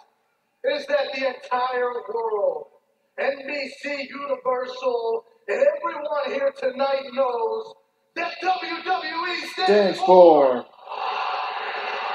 I said WWE stands for.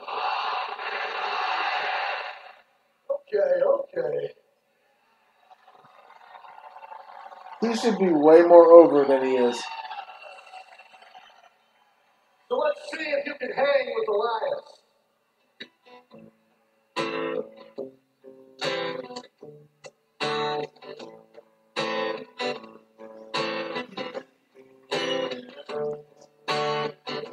When I say I love Elias, Alright, we gotta walk on now. I say I love Elias. Hey guys, stay up. I'm gonna be just 10 seconds. Be right back.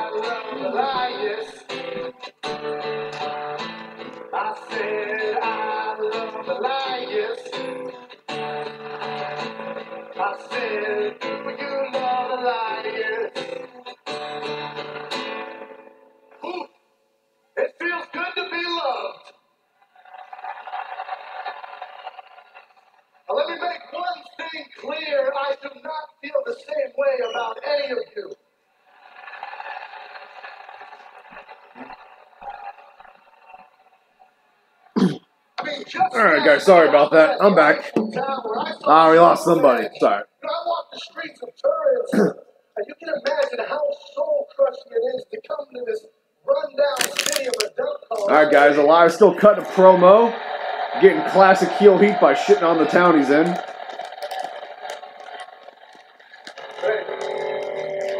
Uh-oh. Raw's about to get...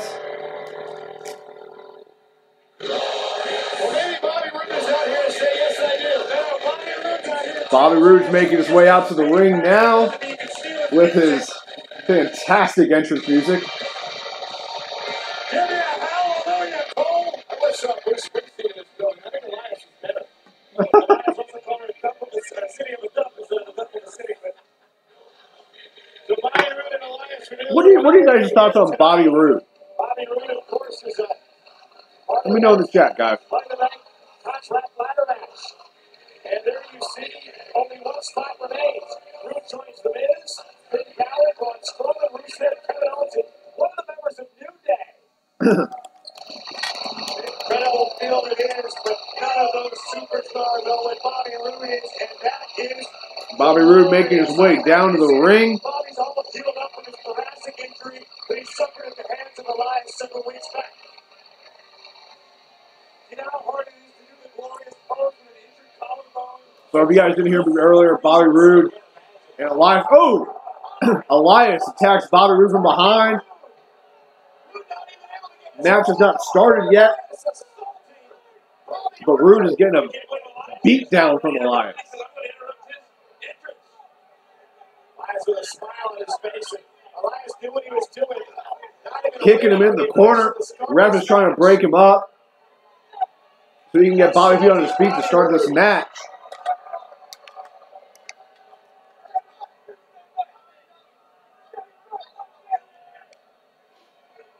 The referee is checking on Bobby Roode right now, see if he can compete. Roode just said, "Oh, I'm good." Taking off the robe. And the bell ring. Oh, yeah. Roode just threw the rope into Elias' face. He couldn't see, and then was beating him down. That should have been a disqualification, right? The ref just kind of let it go. He's like, "No, don't do it." But I'm pretty confident that's a DQ. Roode giving it to to Elias in the corner here. Elias fighting back. Roode giving the Ric Flair chops in the corner. Comes out of it. Apparently with a clothesline. Adrenaline pumping through Roode right now. And Roode with a clothesline Elias over the top rope. And another commercial break. All right, so we got another commercial break here, fellas. And ladies, if there's any ladies here, but I don't think we've had one lady in the chat since we've been doing this. So, guys, while we're here, we got the commercial break. Just want to take this time to remind you to, if you don't already, please subscribe to The Voice of Wrestling on YouTube. Like us and follow us on Facebook. You can follow me on Twitter if you want. I'm not very active on Twitter, but occasionally, I will. But if you want to, you can follow me on Twitter at WrestlingOpins. It's wrestling, and then Opins is OPINS. So at WrestlingOpins. Make sure you check out thevoiceofwrestling.net. We have editorials on there. We have news. We post the Voice of Wrestling show. Speaking of the Voice of Wrestling show with Chris Cash and Nick Paglino, there are 4 ways you can check out the show, guys. It airs every Wednesday at 5 p.m. on Fight TV. If you missed the live showing, you can always go back and watch it anytime. Fight TV is a free app to download, and the Voice of Wrestling is free to watch on Fight TV. You can subscribe to the YouTube channel, Voice of Wrestling, and you can watch the Voice of Wrestling on the Voice of Wrestling YouTube channel. Who would have thought that? You can also check it out on thevoiceofwrestling.net. That is usually where we post it last, but you can check it out on thevoiceofwrestling.net as well. And then you can also subscribe to the Voice of Wrestling podcast. Guys, if you don't already watch the Voice of Wrestling, if you like wrestling, I can't recommend the show enough. I work with Voice of Wrestling. I do all the writing on the site. And I listen to it because it's a great show. They have some really cool guests. Ever since we've gotten this partnership with Fight TV, we're getting some killer guests. SoCal Val, Johnny Fairplay, Robbie E., just to name a few. So, like, some really good people that we're able to interview. So definitely check that out if you don't already. Keon, appreciate you adding us on Facebook. All you got to do is just search Voice of Wrestling, and it should come up for you. Raw is winding down here, guys. Probably about 20, 25 minutes left in the show. Still in a commercial break. We're in the middle of Bobby Roode and Elias's match. And as soon as this match goes, I'm assuming we're going to get Finn versus Braun in the main event.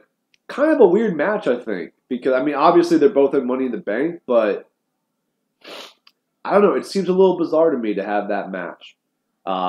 Because I don't know how you're going to be able to make Finn look good. Like, he should get beat by Braun in a matter of seconds. So, but we'll see. I've been wrong before, and I would not be mad if I'm wrong here. So,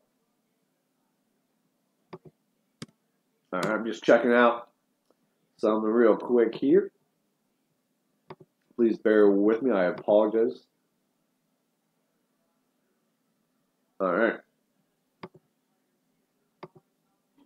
Hey, Keelan, I'm curious. How did you come across the stream, man?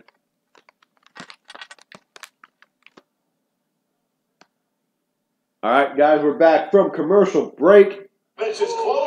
Elias is in control of the matchup right now. Bobby Roode is face down on the mat with Elias standing tall. Elias with a jumping knee to the face on a pin attempt, 2 count. Keelan, I appreciate it, man. That's awesome.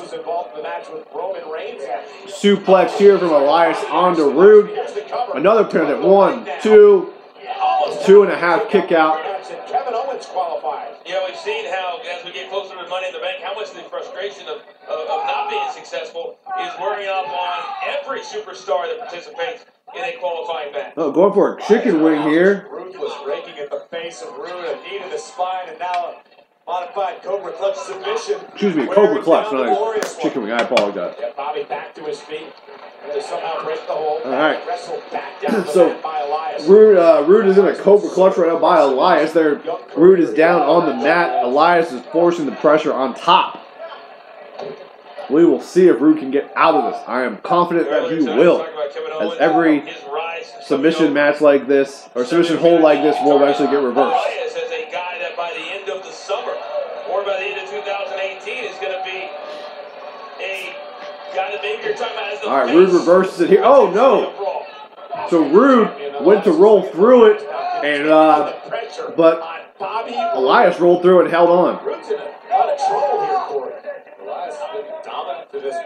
Oh, that's awesome, Keon. I appreciate it, man.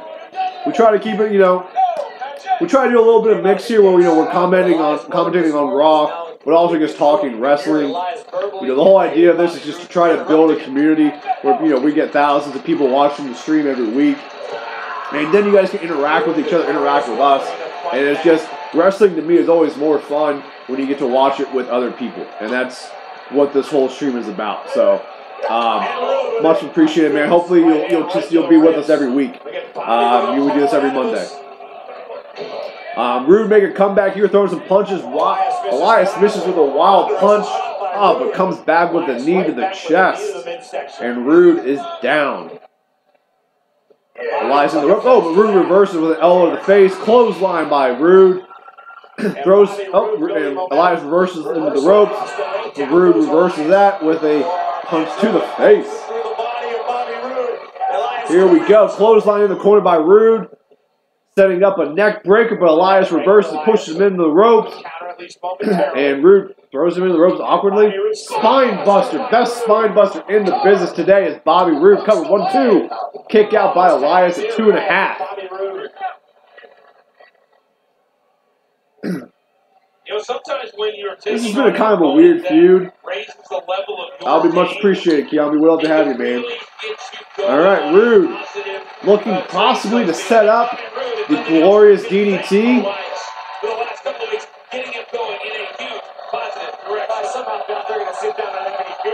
Glorious! Setting up for the DDT.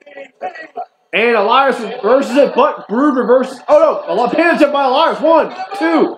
Kick out by Brood. I thought he had him there. Knee to the chest by Elias. Throws Brood into the corner. Brood lifts up the feet, kicks Elias in the face. Brood goes to the top rope. Jump. Elias ducks under. Neck breaker by Bobby Roode. Maybe one more time looking for that glorious DDT. Did we lose Aaron? Aaron, are you still with us, man? I haven't heard from you in a while. Roode going to the top rope, something you don't see too often. It backfires almost immediately. Elias pulled the foot from Bobby Roode.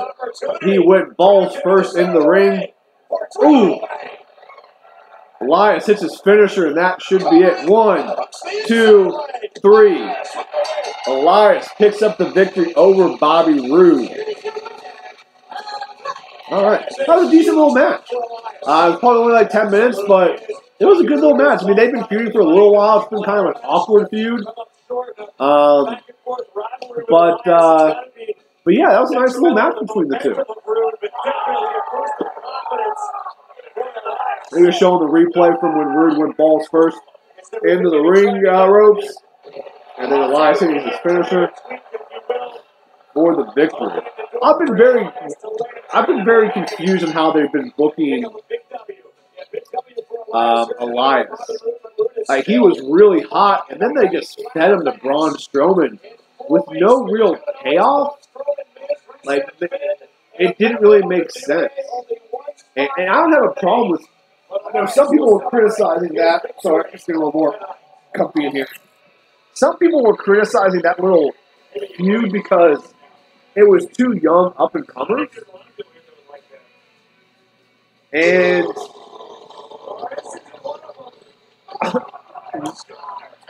speaking of Braun and fucking Elias for no reason, Braun comes out as Elias is walking up the ramp.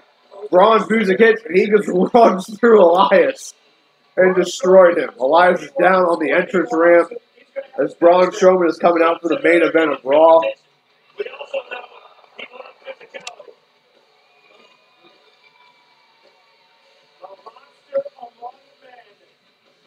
All right, Braun making his way to the ring. Caps win. All right, Caps win. We're going to Game 7 in Tampa.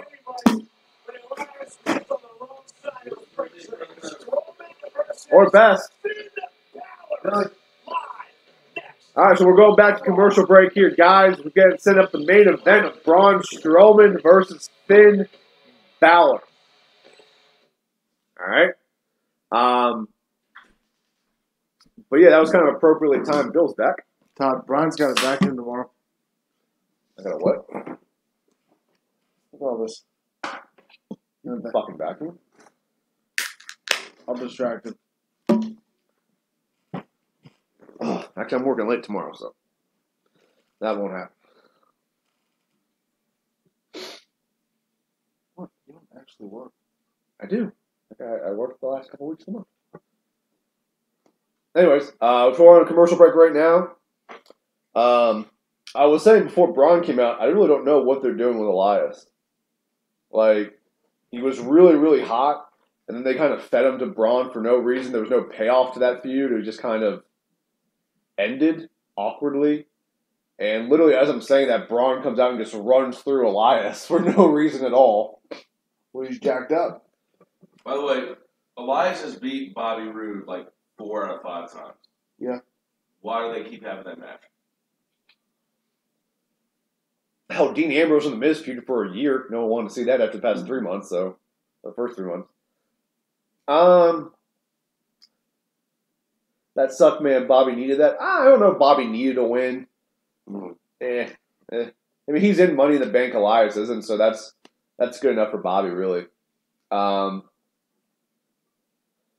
understand they see Braun as money, but when you have a hot guy like Elias was, and he still is, he's not as hot as I think he was just a few months ago, you don't need to bury him with Braun. Like, there's other guys you could have done that with. Or at least have an actual feud. Right, you could have had Elias versus Braun at WrestleMania. Instead of Braun in a tag team match no one wanted where he wins the title, and then they have to give it away the day after because Nicholas has to go back to school. So, it just the way the feud went. I didn't have a problem with Elias versus Braun as a feud, but it just did nothing for Elias. That's the problem I have with it. But, whatever. Anyways, still a commercial break going on right now, but we are gearing up for the main event, Finn Balor versus Braun Strowman. Anyway, Finn wins this match. Only in my heart, I really think, I can't understand how they could possibly have a straight-up match that Finn wins. Sorry, I could leaning forward. Like I'm off the thing. I'll stop leaning forward. Sorry. Yeah, I don't know. I mean, you can't have... If Finn wins, it's not going to be a clean win. It's going to have to be someone comes out and causes a distraction. I could fully see somebody coming out, and then it ends up... I don't know who it would be, though. Yeah, because they already had the tag team match at the beginning, so... Undertaker. No, not the Undertaker. I don't know who could come out, and then it would be just one of those big melee endings that Raw does. And that would even make sense because, like, usually it happens like the night. It's like the go home show. Yeah, and that's still 3 weeks away. So, but I mean, honestly, I think Finn should win here. I don't know how. It wouldn't make probably a lot of sense, but I feel like he should because it'll help him big time. Especially because I'm going to call it right now. If I have to pick right now, because I think I'm sticking with a SmackDown girl wins Money in the Bank, which means that Money in the Bank contract's on SmackDown, and I think Raw will get us one as well. And if I'm looking at the Raw guys, it's Bobby Roode, it's Braun, it's Kevin Owens, and Finn Balor. If I'm picking out of those four, I'm picking Finn Balor to win Money in the Bank. Yeah, it makes the most sense. Oh, wait. Next week, this gets announced. We'll come back from commercial break.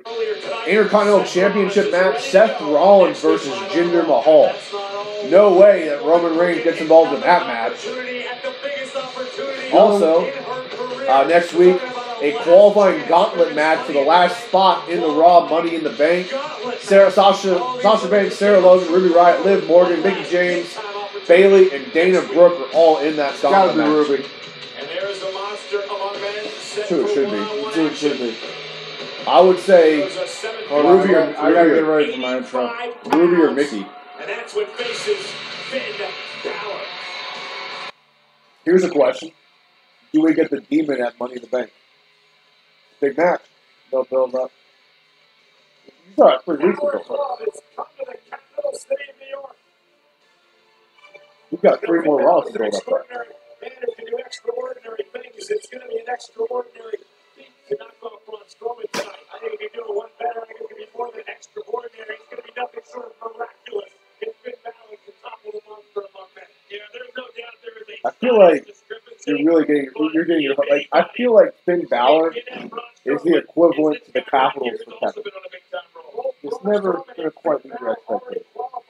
Except the Capitals are about to win Game 7, and they're beating an expensive team in the Stanley Cup Finals.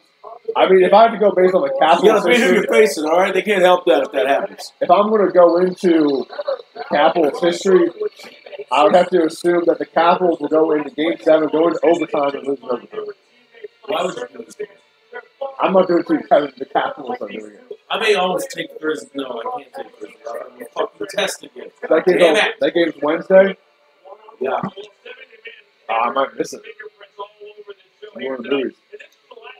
That's it. It's a female, so. She was like 500 pounds and Nia. You do the popcorn trick? Oh, I know the popcorn trick. Alright, so anyways. Got a sidetrack there. I really don't know how this is going to play out. It's 10:55. Raw's never actually ended at 11, so... Thanks, Keon. I appreciate you coming in, man. Definitely appreciate you checking us out. Hope to see you next week, man. Have a good day at work tomorrow. All right, Finn throwing a punch. Oh, throwing 2 punches. That's all the offense you're going to see from Finn tonight. All right. Certainly no shortage of guts and heart in the Irishman, but Braun Strowman like nothing we've ever seen before. Finn using his quickness to his advantage, throwing some kicks. That was a bad move. Why did you grab the leg? Why are you grabbing the leg? That is a terrible decision. Finn grabbed Braun's leg, and Braun just hammer punched him down. Braun's got a nipple hanging out. Finn has 2 nipples hanging out. Braun went under the giant headbutt there. To be fair, a man of that size, Braun need to only climb halfway up the ladder to be able to reach those briefcases.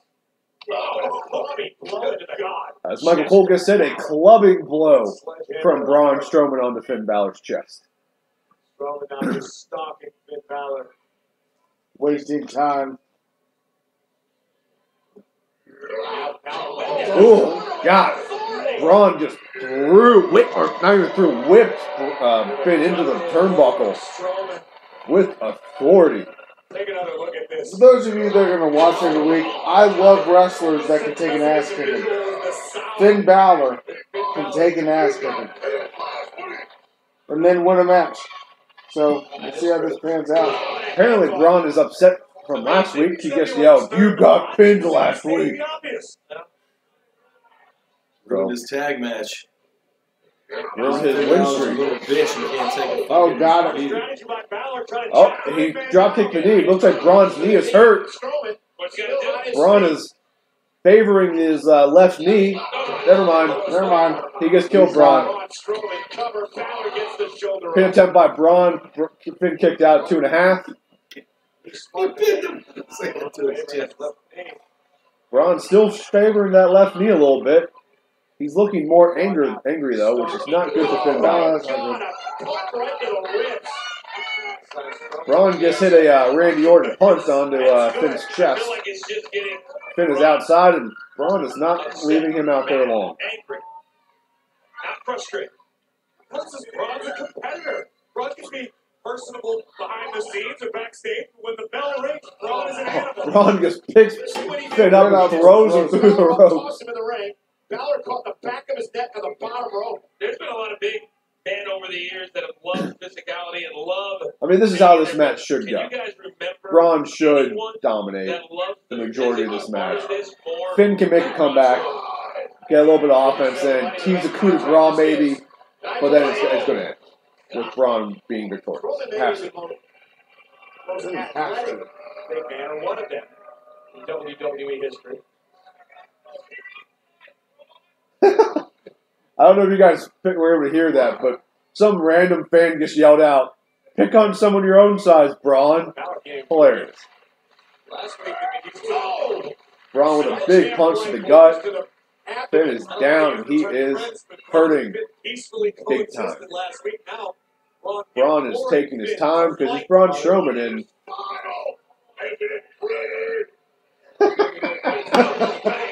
so Braun picks up Finn and yells to the audience, "Look at his smile, isn't it pretty?"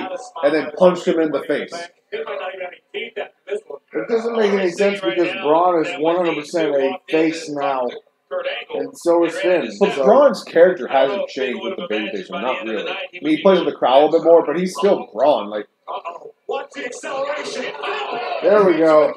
Get some offense going.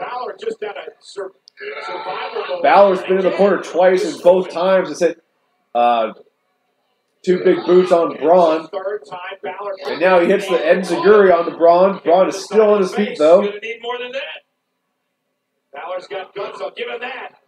Balor again. Yeah, you don't want to chop Braun Strowman. Finn gets hit some chops on the Braun, and that's just going to piss him off.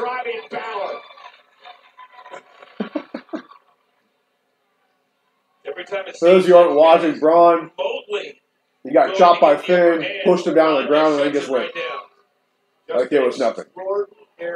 Extraordinary athlete in Braun Strowman. Don't count Finn Balor out of this. I know it seems unlikely. Big boot to Finn here. Braun going with the disrespectful foot pin, a la Chris Jericho in WCW. Career-defying odds. Never been the biggest dog in the fight. Monday Night Raw is live, ladies and gentlemen. At this point, Braun's pretty much just toying with Finn. He can finish this match anytime he wants to. But Finn just pulled the ropes down. Braun went over the top. Drop kicks through the ropes onto Braun Strowman. Finn looks like he's going to be setting up his kick on the ring apron here.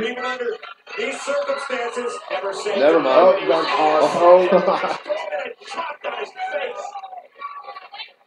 I love the thought process. I love the heart. I love the guts. But Finn Balor unable to follow one really good follow with another. Braun has the upper hand again. Finn is down in the middle of the ring. Braun is coming back into the ring. Still slowly just circling. He's got at least 4 more minutes to He's go. going to have 7 other opponents, of course. The same set of rules, no disqualification. Braun could be neutral. No defibrillator right there. Or he could Big fist to Finn Balor's chest there. Finn is down on the mat in the middle of the ring. Braun is asking Finn if he's had enough. I'm guessing the answer is no. Balor is getting these hands, that's for sure. I'm done playing with you. Oh, slap to the face by Finn. And a bigger slap to the face by Braun Strowman. You gotta give him that with a capital G. You're absolutely right, but might not have been the smartest thing Finn Balor could have done. Finn rolled out of the ring, and Braun is not waiting. Here's the around. Braun's running around the ring. And Balor reversed. It's the switchblade outside of the ring. Could he pick up a count-out win? And the big man's off his feet. And he was able to lure Braun Strowman in. You're not going to overpower Braun, but maybe Finn can outfit you. Nope, never mind. Finn left the ring. Someone for the count-out victory. He's going for the running drop kick. Running drop kick. Braun's over the barricade now. If Finn gets back to the win, he could win via count-out. But babyfaces typically don't do that. It's also a very anticlimactic way.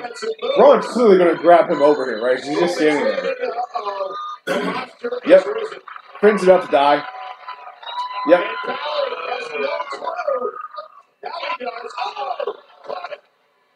Insecurity by Finn. He's going to try to hit a coup de grace on the outside of the ring. This is a pretty good match. It's booked smartly. Coup de grace from the top of the ring apron down to the bottom of the ringside onto Braun Strowman's back. Oh, Braun, it looks like Finn is looking for a coup de grace from the barricade onto the ground. And he connects. But you got to get it back in the ring. A victory by countout is still a victory. Take it, Finn. You've survived. All right, looks like he's going for the count-out victory here. Strowman is hurt. Referees counts at 2, 3, 4, Strowman gasping for air. 5, Rolling around outside the ring. 6, A count of 6 now. 7. Braun stirring. 8. And Braun gets him before the count of 9. Finn's hitting him up for the drop kick into the corner. And Braun just ran through him like nothing. Finn might be dead for the 6th time in this match. I think we're about to get the running power slam for the pinfall. He knows that right now he's in a fight. Nope, never mind. Throws Finn into the corner. Oh, shit. Braun goes straight into the ring post. Finn hits the drop kick into the corner. He is going for the coup de grace, climbing to the top rope. Never mind, Braun's going to choke him to death. Never mind, power slam. Finn reverses it though. Up. Power slam. Not going for the pin here. Is he going for another one? That was a real power slam. That was just a slam. All right, here we go. He's setting him up for one more. Finn's body is limp like he's about to die. And that's going to be it. Second power slam. 1, 2, 3 for the win. Braun. Good main event, though. It was. Booked smartly. It didn't make Finn look weak. You know, there's parts where you thought he could win there. Makes Finn look good, but keeps Braun with his winning streak going. Yeah. All right, so I'm assuming that's the end of Raw. I don't think anyone's going to come out here. So we're wrapping down here. Give this Raw your rating, Bill. Out of 10. I'm going to give it a 7. I'm going to give it a 7 only because the Sami Zayn thing was so bad. But everything else was really, really good. But the Sami Zayn thing can bring it down 3 points. This would have been 10? I thought it would have. This isn't a 10 Raw. Comparative to what they have been. You can't set this as your 10 because then if the Raw's better, you can't go above 10. If they would have done something different in that segment, it would have been a 10 Raw. I completely disagree with that. About to get my rating, but Braun is not done with Finn. Finn's playing a very good limp body right now. I like guys that can take an ass kick. Braun has set Finn up into the corner.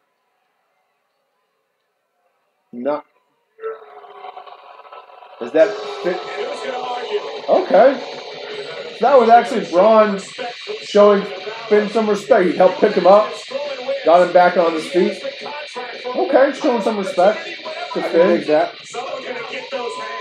All right, I'm out of that. So to me, this would have been a 7.9 Raw without that terrible Sami Zayn segment. Okay. The Sami Zayn segment brings it down a full point. So I'm going to give this episode a 6.9. 6.9. Yeah, you would. 69. Woo! Even God loves that shit. You really would think God is more mature. But yeah, I'm pretty close to your rating. I don't think there's anyone near a 10.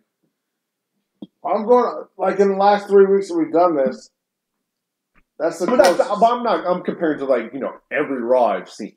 Not just the past 3 weeks. Yeah, this is the best Raw we've seen in the past 3 weeks, but there's going to be episodes that are better than this, so I wouldn't say that would be a 10. Maybe I misunderstood. It's your rating. It's your rating. You rate it how you feel. So I'm giving it a 6.9. You're giving us a 7.0. A really strong Raw. It would have been better without the Sami Zayn segment. Oh, it was so bad. It was terrible. But you take that out of it, it's a pretty solid Raw episode of Raw. That one segment really killed it. But everything, we had several good matches. Braun versus Finn was really, really good. It was a great main event. Owens and Reigns was good. Then the tag team match was solid. The only thing that was bad was Sammy. That was it. The only thing. That was the only thing. So I'm giving it a 6.9. Would have been a 7.9 without that segment. You gave it a 7.0. Would have been a 10 without it. So another strong episode, a pretty strong episode of Raw. Still got 3 weeks till Money in the Bank, so curious to see how they build it up. Let's get the plugs in, guys. If you don't already, please subscribe to our YouTube channel here, Voice of Wrestling. Make sure you check out thevoiceofwrestling.net. Like us on Facebook. All you do is search for Voice of Wrestling, and we will pop up. If you don't already, make sure you check out our flagship show, The Voice of Wrestling, with Chris Cash and Nick Paglino. That airs every Wednesday at 5 p.m. on Fight TV. You can also check it out right here on our YouTube channel. You can check it out on our website, voiceofwrestling.net, and you can subscribe to the podcast, which is just Voice of Wrestling, however you view podcasts, or listen to podcasts, I should say. In addition, as we announced earlier, next week we're going to crown the first VOW champion. Trivia? And we'll be doing trivia for that. Yeah, this will become a weekly thing. We're going to be adding more things like this as we go along, but we want to introduce them in waves. We don't want to drop it all into you guys at one time. So next week, we will be crowning the first VOW champion. So make sure you guys are, studying up on your WWE wrestling history. Read that encyclopedia. And next week we will have, this time next week, 7 days, we will have our first Voice of Wrestling champion. Could be you. And so definitely, please come back. If you guys like what you see here, you like what we do, tell your friends, share with us, share it with your friends on your social media accounts. That's it for me. You got anything? No, I'm good. All right. I'm Brian Burns. I'm Bill Thompson. And we will see you guys next week here on the Voice of Wrestling Raw live stream and discussion. See you guys.